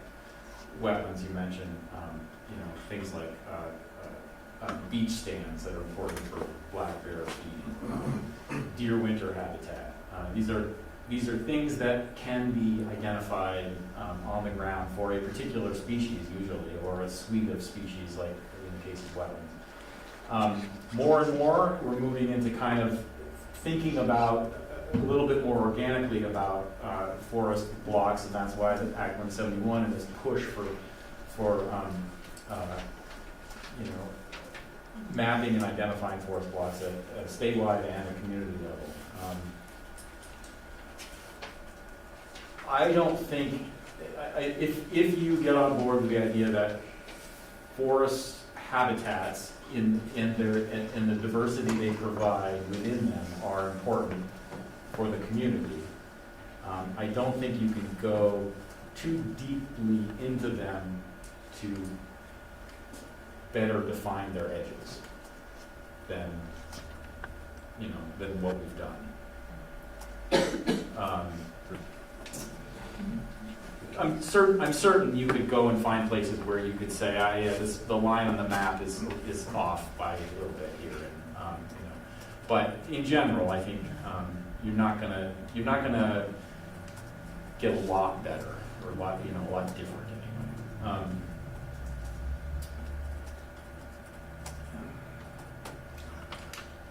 In the back over here? Yeah. Dan Long. I had two questions about your methodology, and I apologize, I came in a little late if you already covered this, but one is in the area of wetlands, which maybe gets a little bit to the previous question.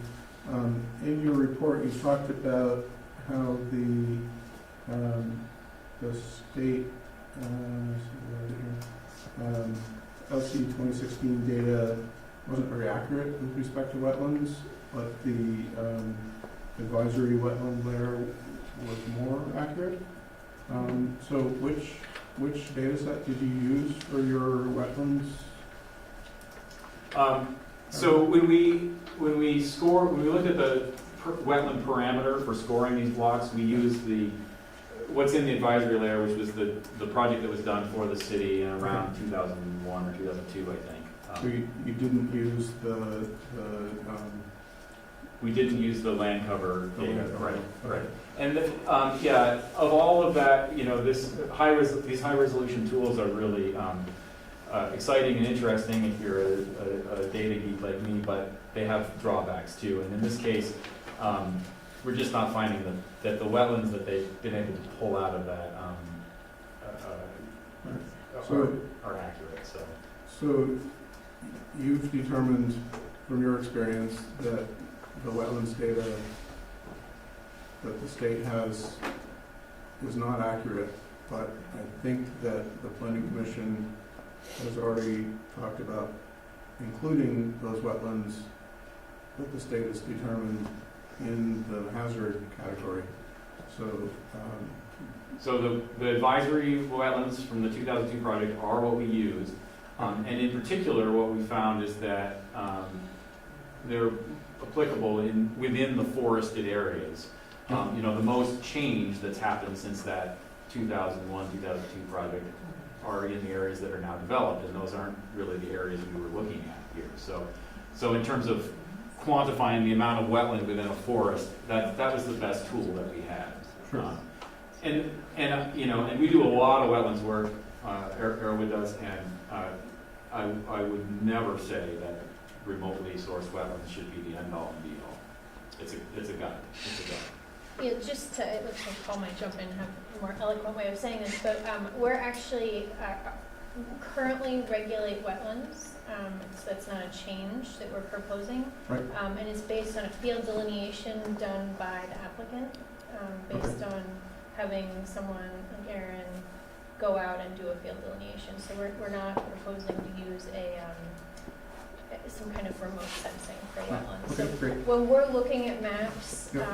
just for planning purposes, that's often all we have to look at, just for a general sense of where they are, but Okay. for an application, it'd be That's good. helpful, thank you.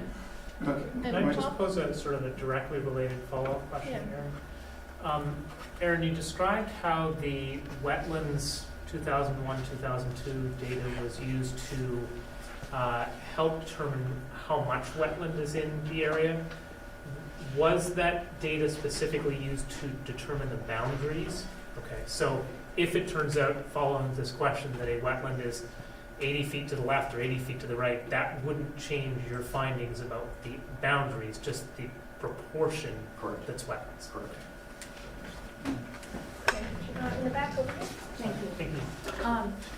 Chris Jensen, I'm wondering, just to return to the supporting habitat map that you have, I'm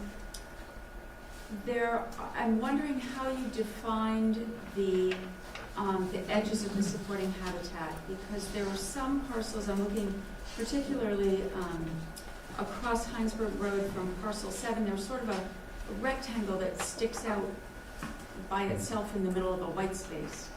And so I'm wondering how you determined what the boundaries of those supporting habitats are. Land cover types provided within this 1 meter resolution UVM data. So in this case, anything that was forested, shrubland, agricultural land,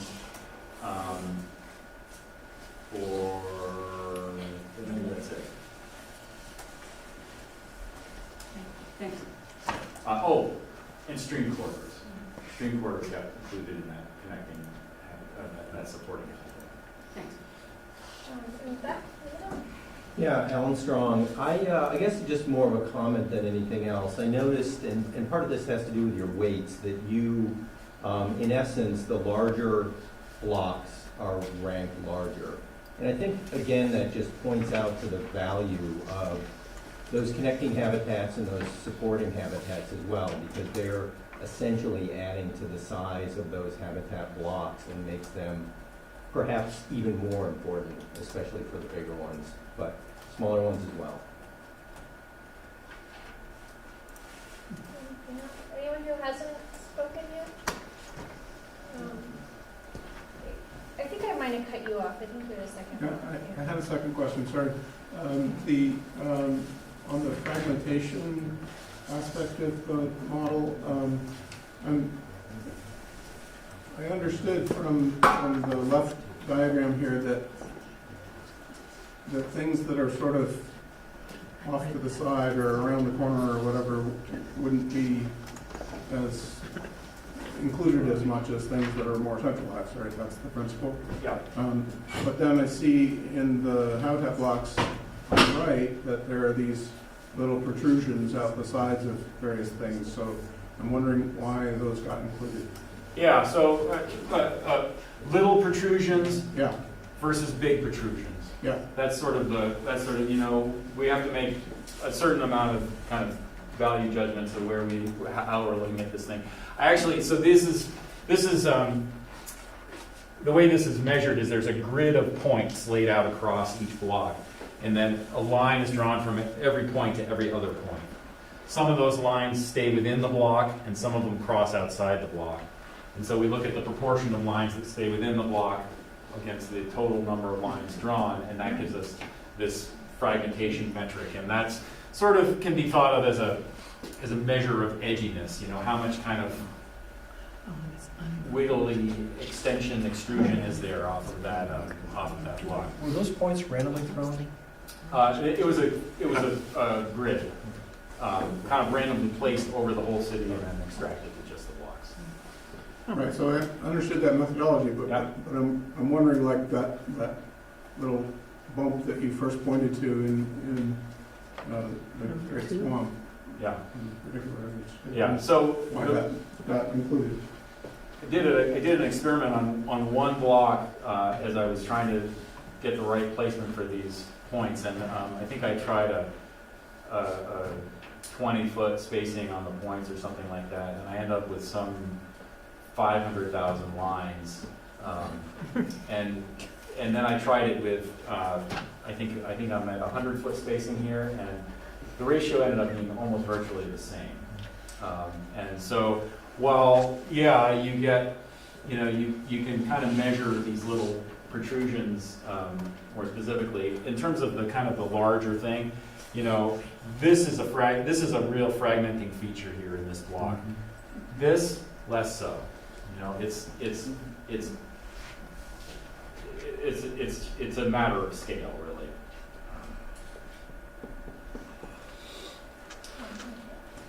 I just wanted to ask about forest blocks on sort of a different level. You talked a lot about how critical they are for the wildlife that live in them, but can you also speak about how they are of value to us in other ways, in terms of air quality, in terms of water, protecting the lake? Can you just talk about it at kind of a broader level? I think the video at the beginning did a great job talking about that too. I mean, these are resilience features, right? And it comes in as all of these things. It's wildlife, it's species diversity, complex systems, water quality. So many of these things you can draw back to forest land, to trees, and more and more we're recognizing it's not just about trees, it's about intact forests. It's about these complicated webs of interrelationships that happen in the forest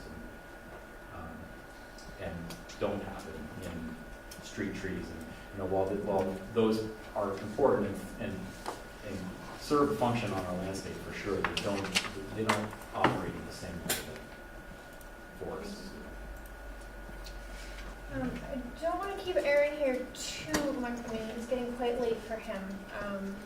So are there any other questions up here or kind of information that we want to follow up with?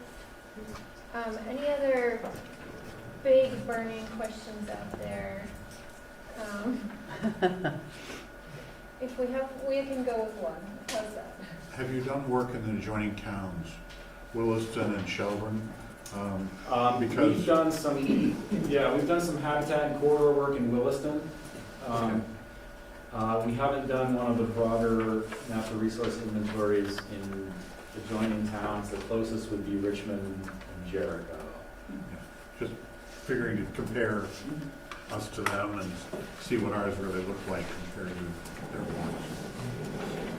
Yeah, I mean, some of our work in Williston actually informed some of the, some of our, especially on the mighty growth corridor. How we look at that. Great, I mean, I think, yeah, thank you.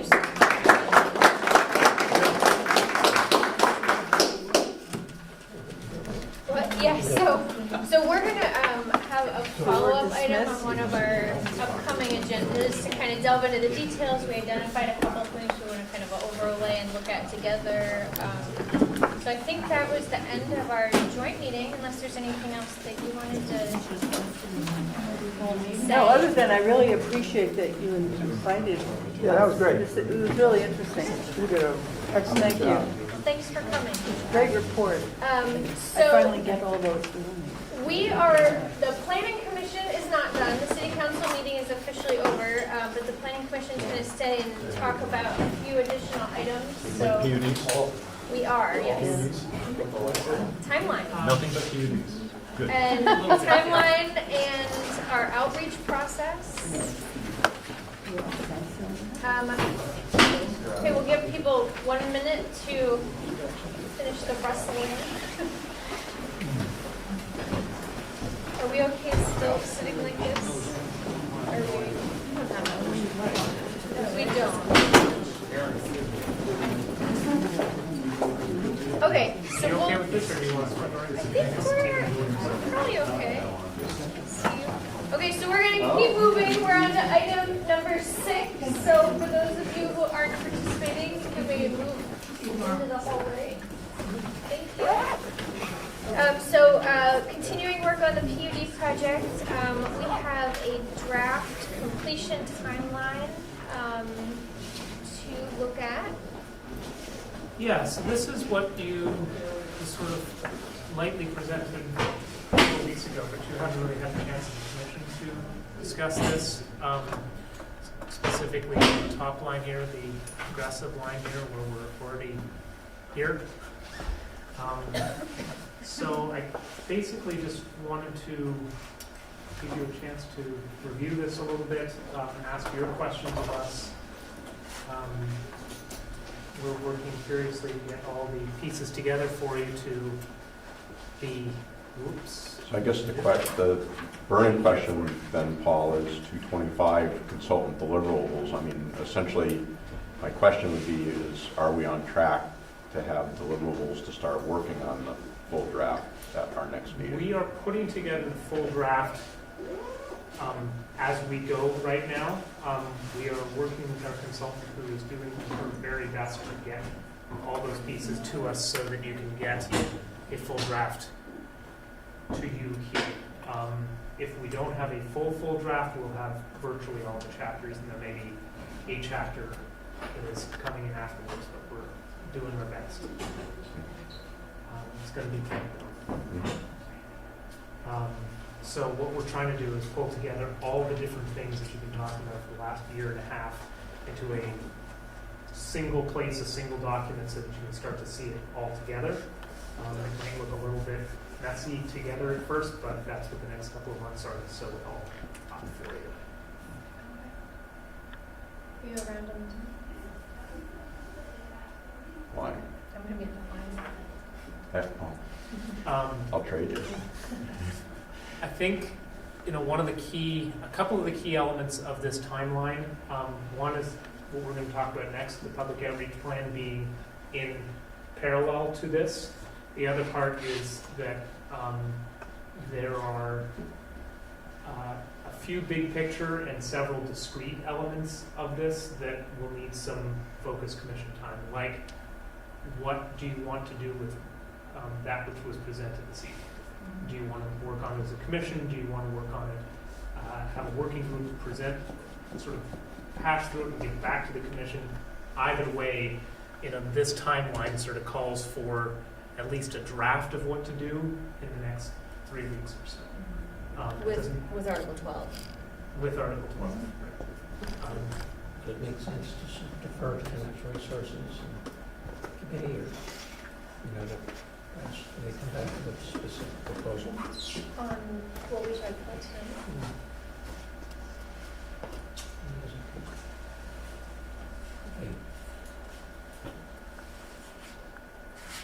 Could, I mean, they didn't. You might just because there's some Oh, audience, yeah. if you don't mind speaking up.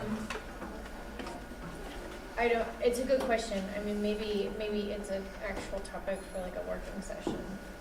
I feel like the Natural Resource Committee didn't just get this presentation that we just got and hasn't been as kind of involved with all the other Chapter 12 discussions we've had, so it does make me wonder Yeah, I mean, at this we point, should this, push it off to the the- schedule is so tight, having like another committee do something and then come back to us, my preference would be to do it as additional working sessions and just get through it ourselves. My only concern is we spent so much time on affordable housing. That's to be done, which is terrific, but I just don't know if something like this is just gonna take, again, a huge amount of our time. Meanwhile, we have to do the PUDs, meanwhile, it's not, I don't know how we're gonna be able to pull it all together. Well, and I also was looking back at, just in terms of that timing, I was looking back at what, you know, when we started talking about this in the fall, there was a definition of the clarity that our LDRs were lacking, that we need to make sure we have in this new round pertaining to these new items. And there's a very specific,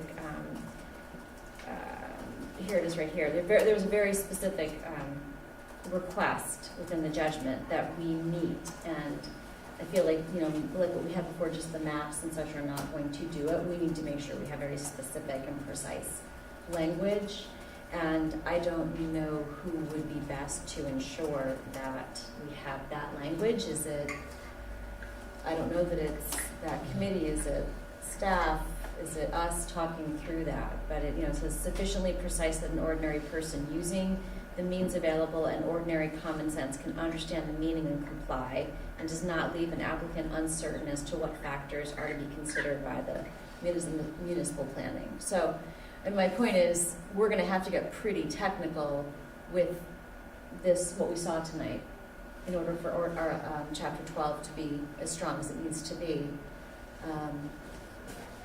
And who, I don't know who would be best to make sure that it is that.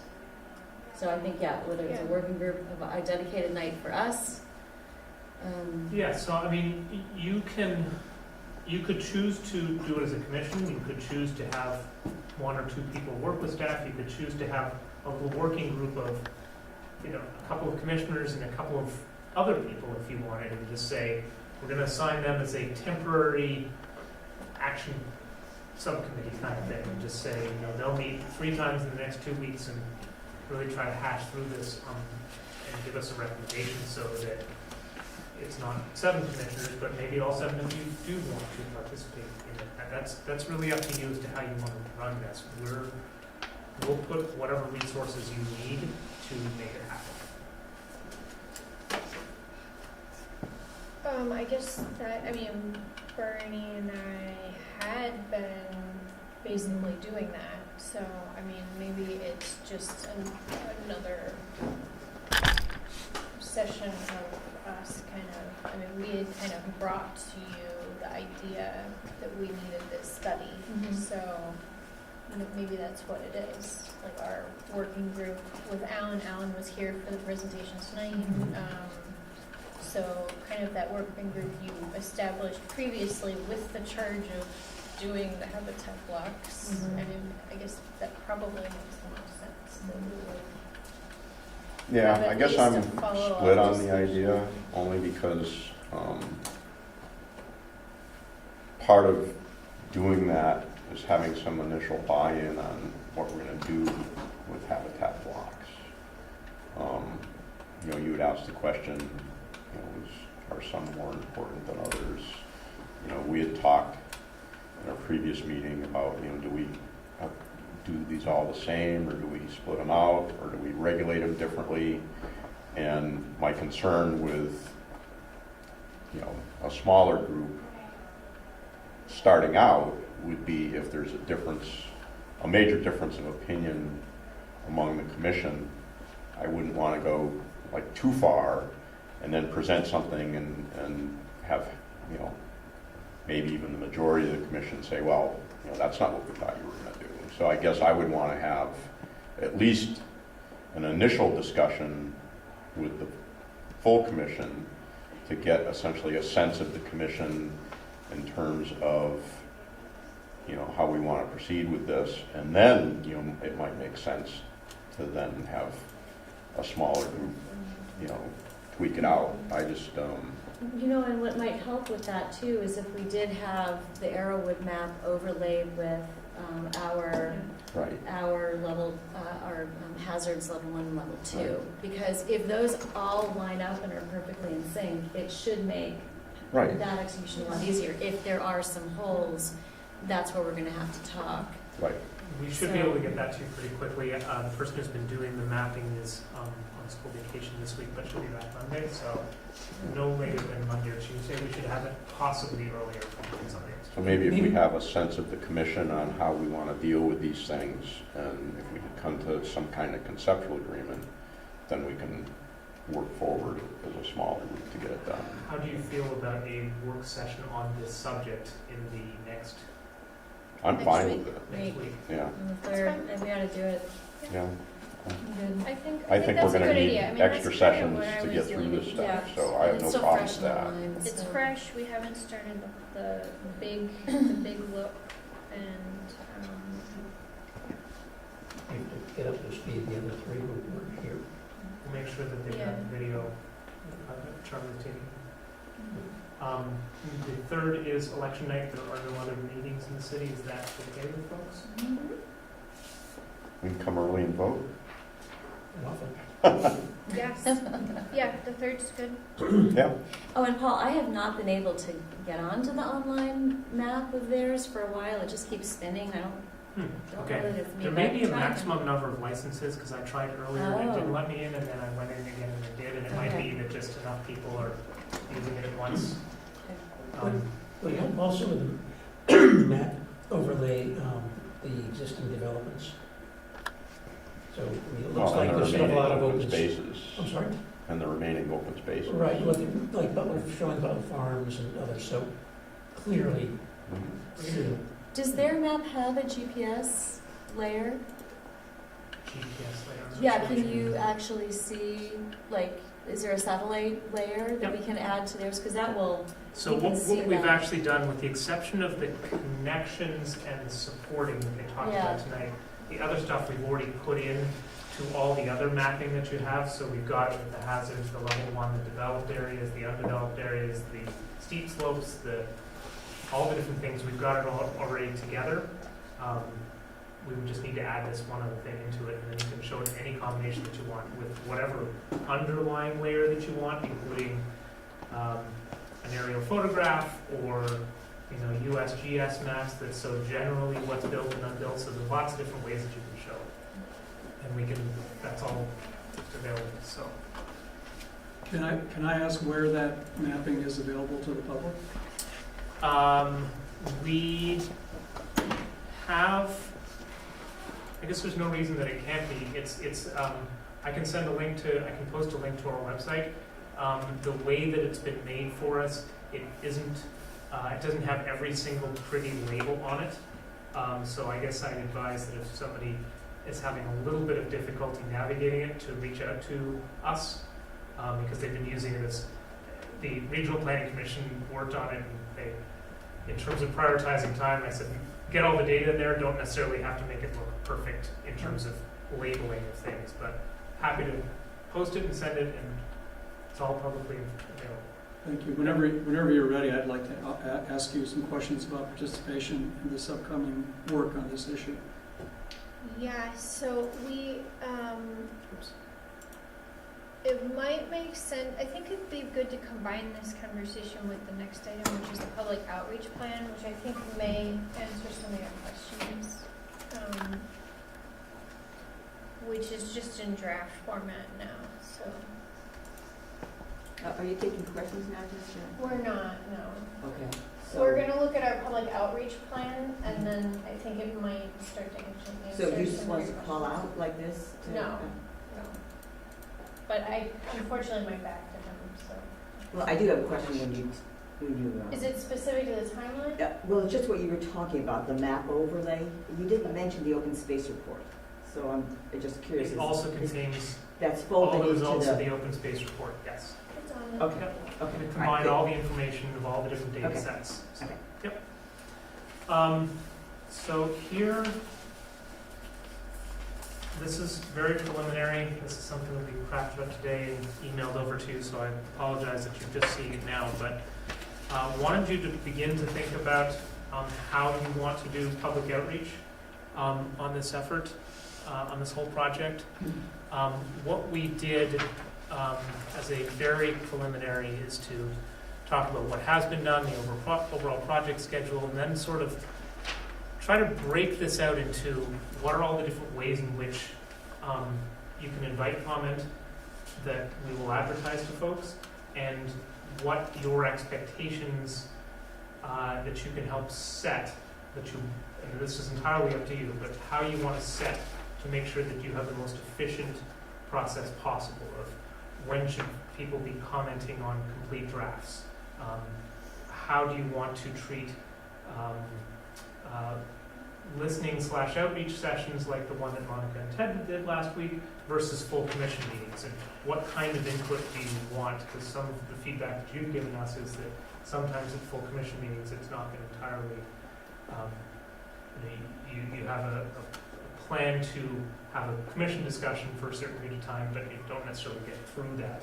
And so we want to help make sure that you're balancing your need to have your work sessions with as much community input as is sought by the community over the next 3 months. So here what we have very broadly is website, front porch forum, social media, to inform. We updated the website entirely last week. We plan to continue to keep that. Thank you so much for doing that. And basically use this as the method for telling everybody about all the rest of it. To sort of focus two types of listening sessions, and this is really up to you guys, but one is sort of on the general ones where it's not where you're seeking overall input. In the first couple months, that would really be just opportunities for people to provide feedback generally, and then as you get later into it, as you did with the form-based code, it might be more of a presentation of here's how it all works together, what feedback do you have for us? That you might have a few sessions on that later in the process. Then you might choose to have some that are either topic or user group specific. We at the staff level have definitely gotten some specific interest in certain topic areas. It might be habitat blocks, it might be steep slopes, it might be how density works, whatever it might be. And rather than trying to have that be 6 minutes of a discussion on all sorts of different things, so there's so many different moving parts, you may want to have a few targeted sessions. You also may want to have some that are focused a little bit more towards specific user groups. There was feedback and discussion of maybe some large landowners who would be affected by PUD standards, or maybe those within forest habitat blocks, or maybe the development community because they may have some specific technical questions, or engineers on behalf of them. Those might be some different user groups that these could all be open to everyone, but they're targeted towards a group in order to sort of focus the discussion. Your regular and special meetings, in this case, what this draft would suggest would be that the focus of these, if you're going to be doing these input sessions, that the focus of the commission meetings are really about your time to discuss, to share back what you've heard in the listening sessions. Public input is welcome, but it would be sort of specifically at certain points in the agenda, and not sort of, and make sure that you have time to work through all these things. staff meeting with the various city committees, giving them an initial opportunity, feedback. Many of them have already been involved early on dialogue, and then reminding them that if they have formal comments, that there's a period of time during which they are encouraged to provide formal comments. City Council, at your last meeting, asked for a briefing prior to the conclusion of the next interim zoning phase, and then, of course, your formal public hearing, which is your last official schedule. So that's the broad picture of this. Not necessarily looking for action tonight on it, although, again, we started it last week because we wanted to make sure that you're kicking it off right away.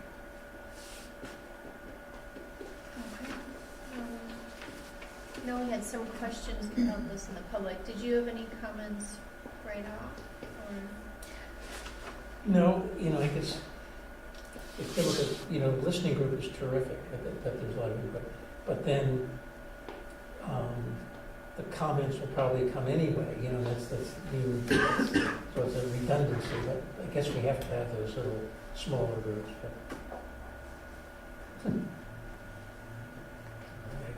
I think out of every conversation, something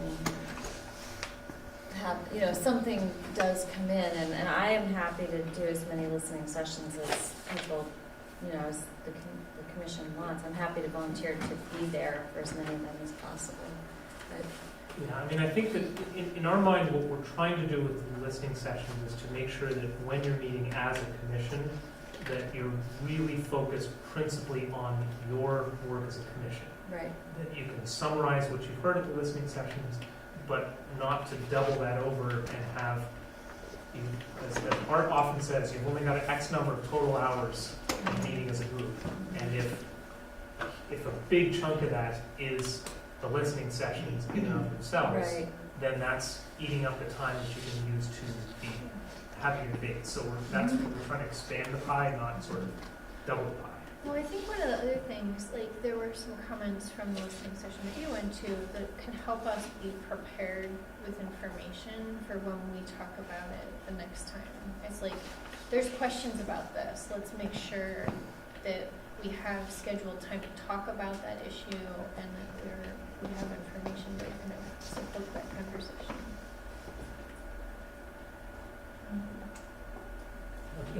Well, and I think it's also just with the outreach, it's making sure that the community has a welcome invitation to get questions and concerns and comments in a way that they are that they know that we're going to read it. We before every meeting, any emails that go to Paul or Kathy Ann will definitely get to the Planning Commission prior to the meeting, and we all commit to reading these emails from the public.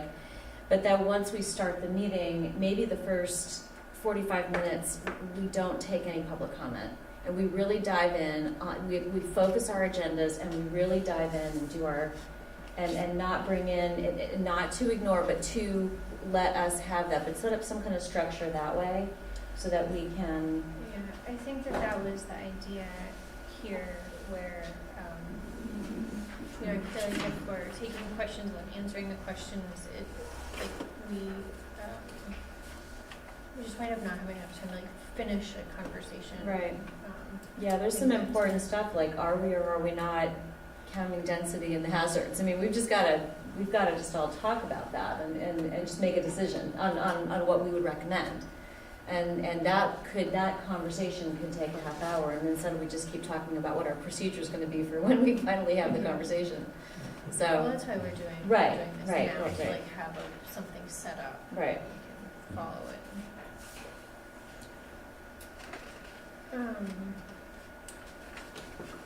Generally, I think this seems like it's a plan. Mm-hmm. And I think really identifying what the specific meetings are and kind of getting them publicized is going to be important.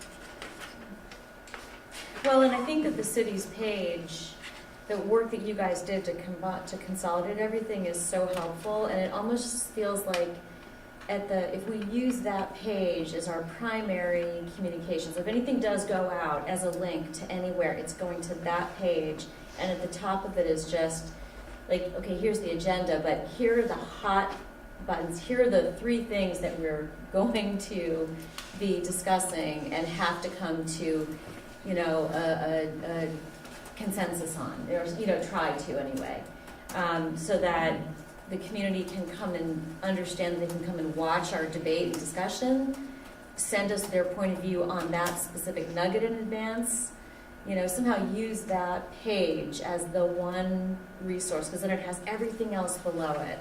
That, yeah. Oh, I forgot one other piece of public input tool to that specific point. CCTV is, we've worked with them to, they're gonna try to cover as many, if not all, of the commission meetings through this work, so that anybody who's at home is able to see the actual video of it. The city manager's office and the council have been okay that there's some additional cost for it, but that it's worthwhile. So TV stars. make sure you've got your best shirts on. Okay, so I'm a little concerned that you just scheduled a meeting for town meeting day. Right. Did you expect this?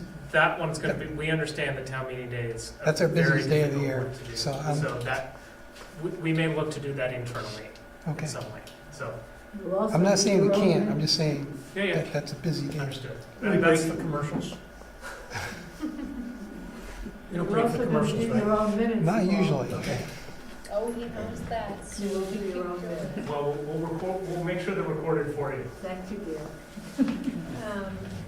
Okay, so I know you had a question on outreach. I don't know if that started the interest. Well, I can't, my eyesight's not good to read that, but I'm sure you folks, I'm just saying that it's, we know how long you've been in interim zoning and how long this process has taken.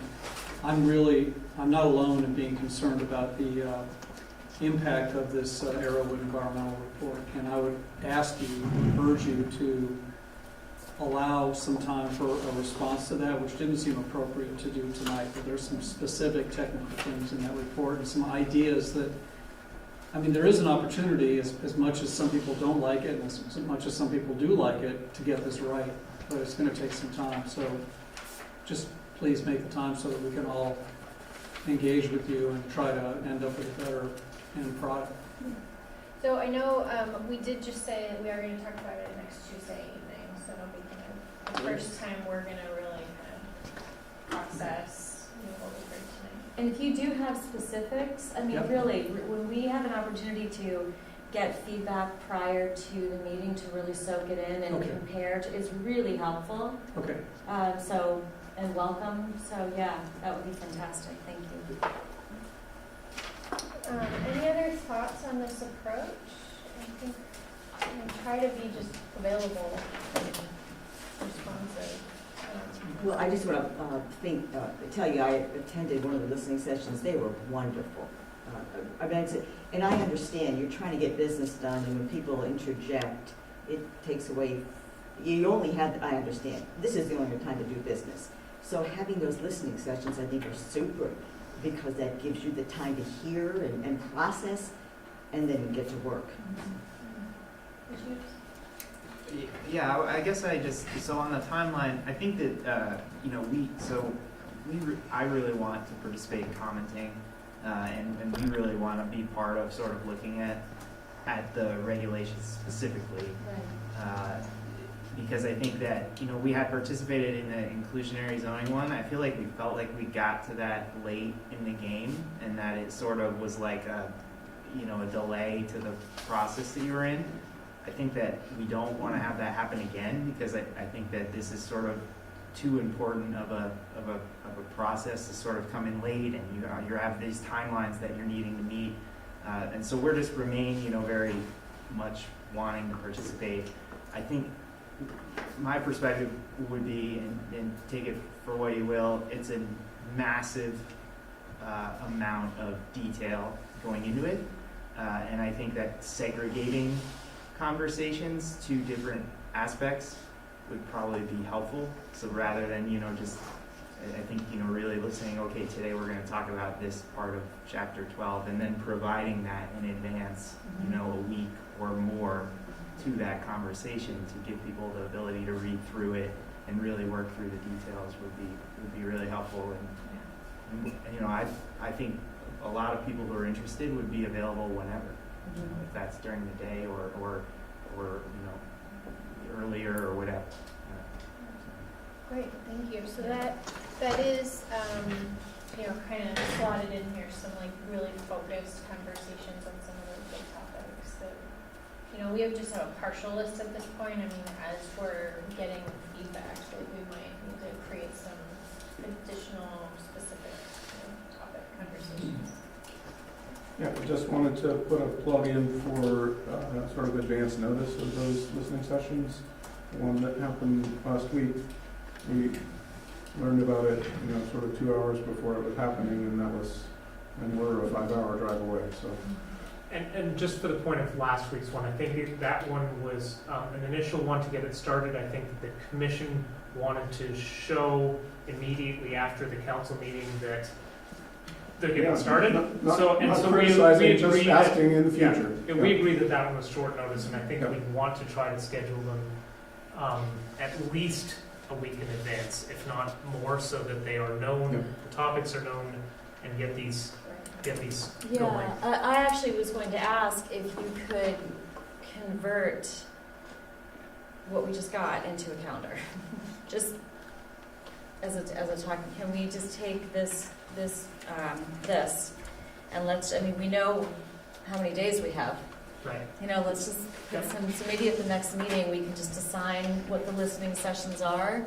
We won't necessarily know the topic of it 3 weeks from now, but we can start to figure out who can be there, and the public will know, and then they can start to decide. Yeah, so absolutely. Maybe. Okay. Yeah, I mean, I think this is a good approach in general, so implement.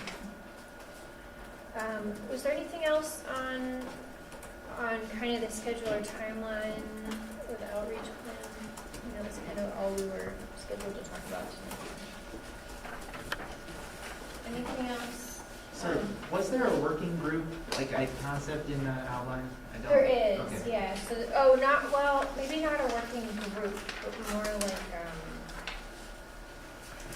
Even like a regularly scheduled meeting, you know, might help to sort of, I know it's hard for everybody, but if you did like, you know, because some of the committees meet like at 10 o'clock on every other Tuesday or whatever, just something like that where we could sort of plan to have. So I think that's what Monica was asking about is scheduling a bunch of them. And in the concept here, some of these either by topic or user group might have, it might not be just one time. It might be, you know, a series of 3 sessions on this topic or with this user group of landowners, developers, interested neighbors, whatever it might be, to sort of give the chance to be a little bit iterative with the conversations too. Right. And something else that might be helpful, because being through that inclusionary process, if we have our agendas come out on, you know, if our meetings are generally on Tuesdays and our agenda packages are coming out on the Thursday, Friday, more likely the Friday, right? We keep trying to move it closer to Thursday or Wednesday. Right. So, I mean, nature keep pushing it back and it's towards just Friday. tough, but it might be, and Andrew, I don't know if you have an opinion on this, but maybe having a listening session, you know, the Monday, if our meetings are on Tuesdays, having a listening session in preparation for that meeting on Mondays, maybe it has to be during the day or something, just so people can, you know, someone can, it just it may help make the actual Tuesday meeting more productive if there's already some questions coming in on the Monday that we can be prepared to. Okay.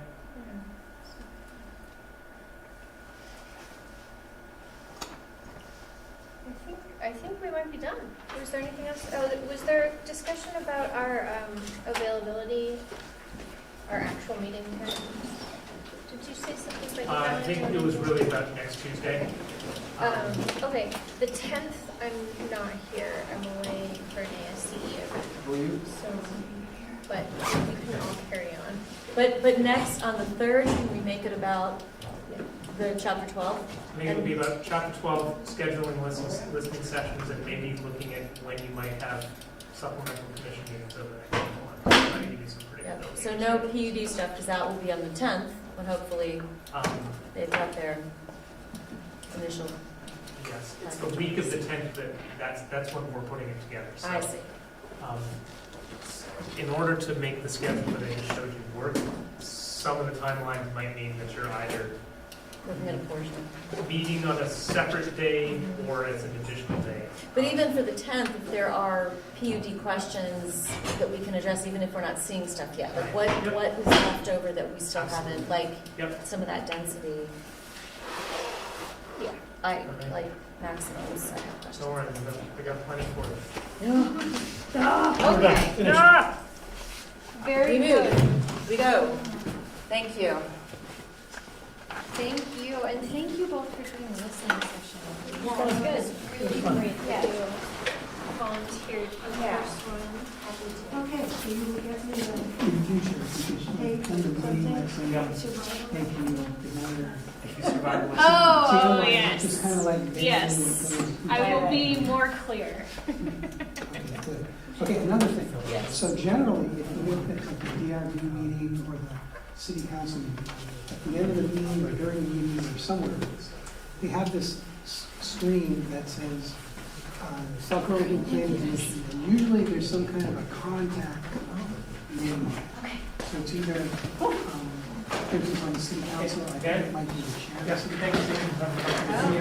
It's probably, Now that there's a lot to take care of, a lot that's sort of evolving and Like a, what's her name? The planner. So it's got Marla's name.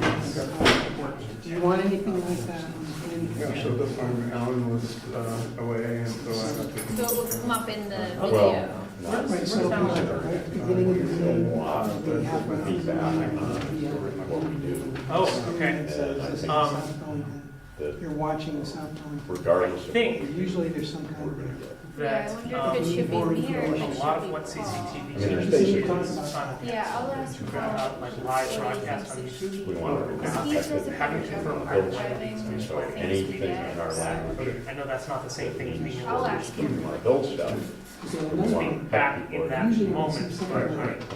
Say things, and anything that leads That's to part far of what he's words. going to use technology to Yeah, text stuff, be able to participate as build much as you stuff. can. You guys We are watched the previous meeting. difficult to reconcile. That you receive the link. Just this forest block. So you can send Look it at to this. someone. If you said, don't touch any of the things that were on the map, and I'm sure red stuff. It's, well, no, I mean, Like the person. it's not the first time we've got a question like that. Not just for their swap. Who's been? We are. But wait, are you asking, do you put up a link on the screen? Happy Or to do share that you- question with the commission and say, I don't what understand. So starting in about a week. Like you said, a lot of meetings, a lot of painful Even if it meetings. was slightly more old school to just by email or So something. there's a link to get to. Okay, cool. So a lot of times when somebody does a presentation, Yeah, that question you you asked want about them to the send you a buttons link. was, Yeah. so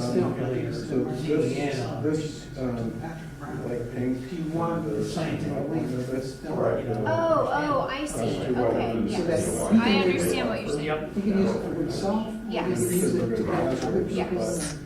These are exactly. I can give that to you. Yes, if you can just give it to us, we'll send it to everyone. No, I think that's. So, Right, so that's how the do you have your hazards contact currently information? work and how it works That's the I thing. think, is that, this is an indicator to a property owner that That's there what might I'm be something wondering. here. I'm Or gonna you can tell, talk for to example, policy. that It might be better to just. that would not have all been. So these are some things we talk about. State. Yeah, right, and I know, I mean. Just waiting, you can go ahead. Army. No, we had one before Right, this. so part of the plan with the natural resources regulations in the future here is that each one would have within Right, standards, but right. also. Yeah, they never So we let have people. our, Draft we that have one on the right now 10th. saying what? It's always the second and the What's the fourth method? Tuesdays. Yeah, see, that's what I was told. Yeah, that's what it really is, I but got one. we're gonna be What, adding field some delineation? additional, Right. kind of If you get an additional. Army Corps So approval, at this that'd be point, we nice. just added the third.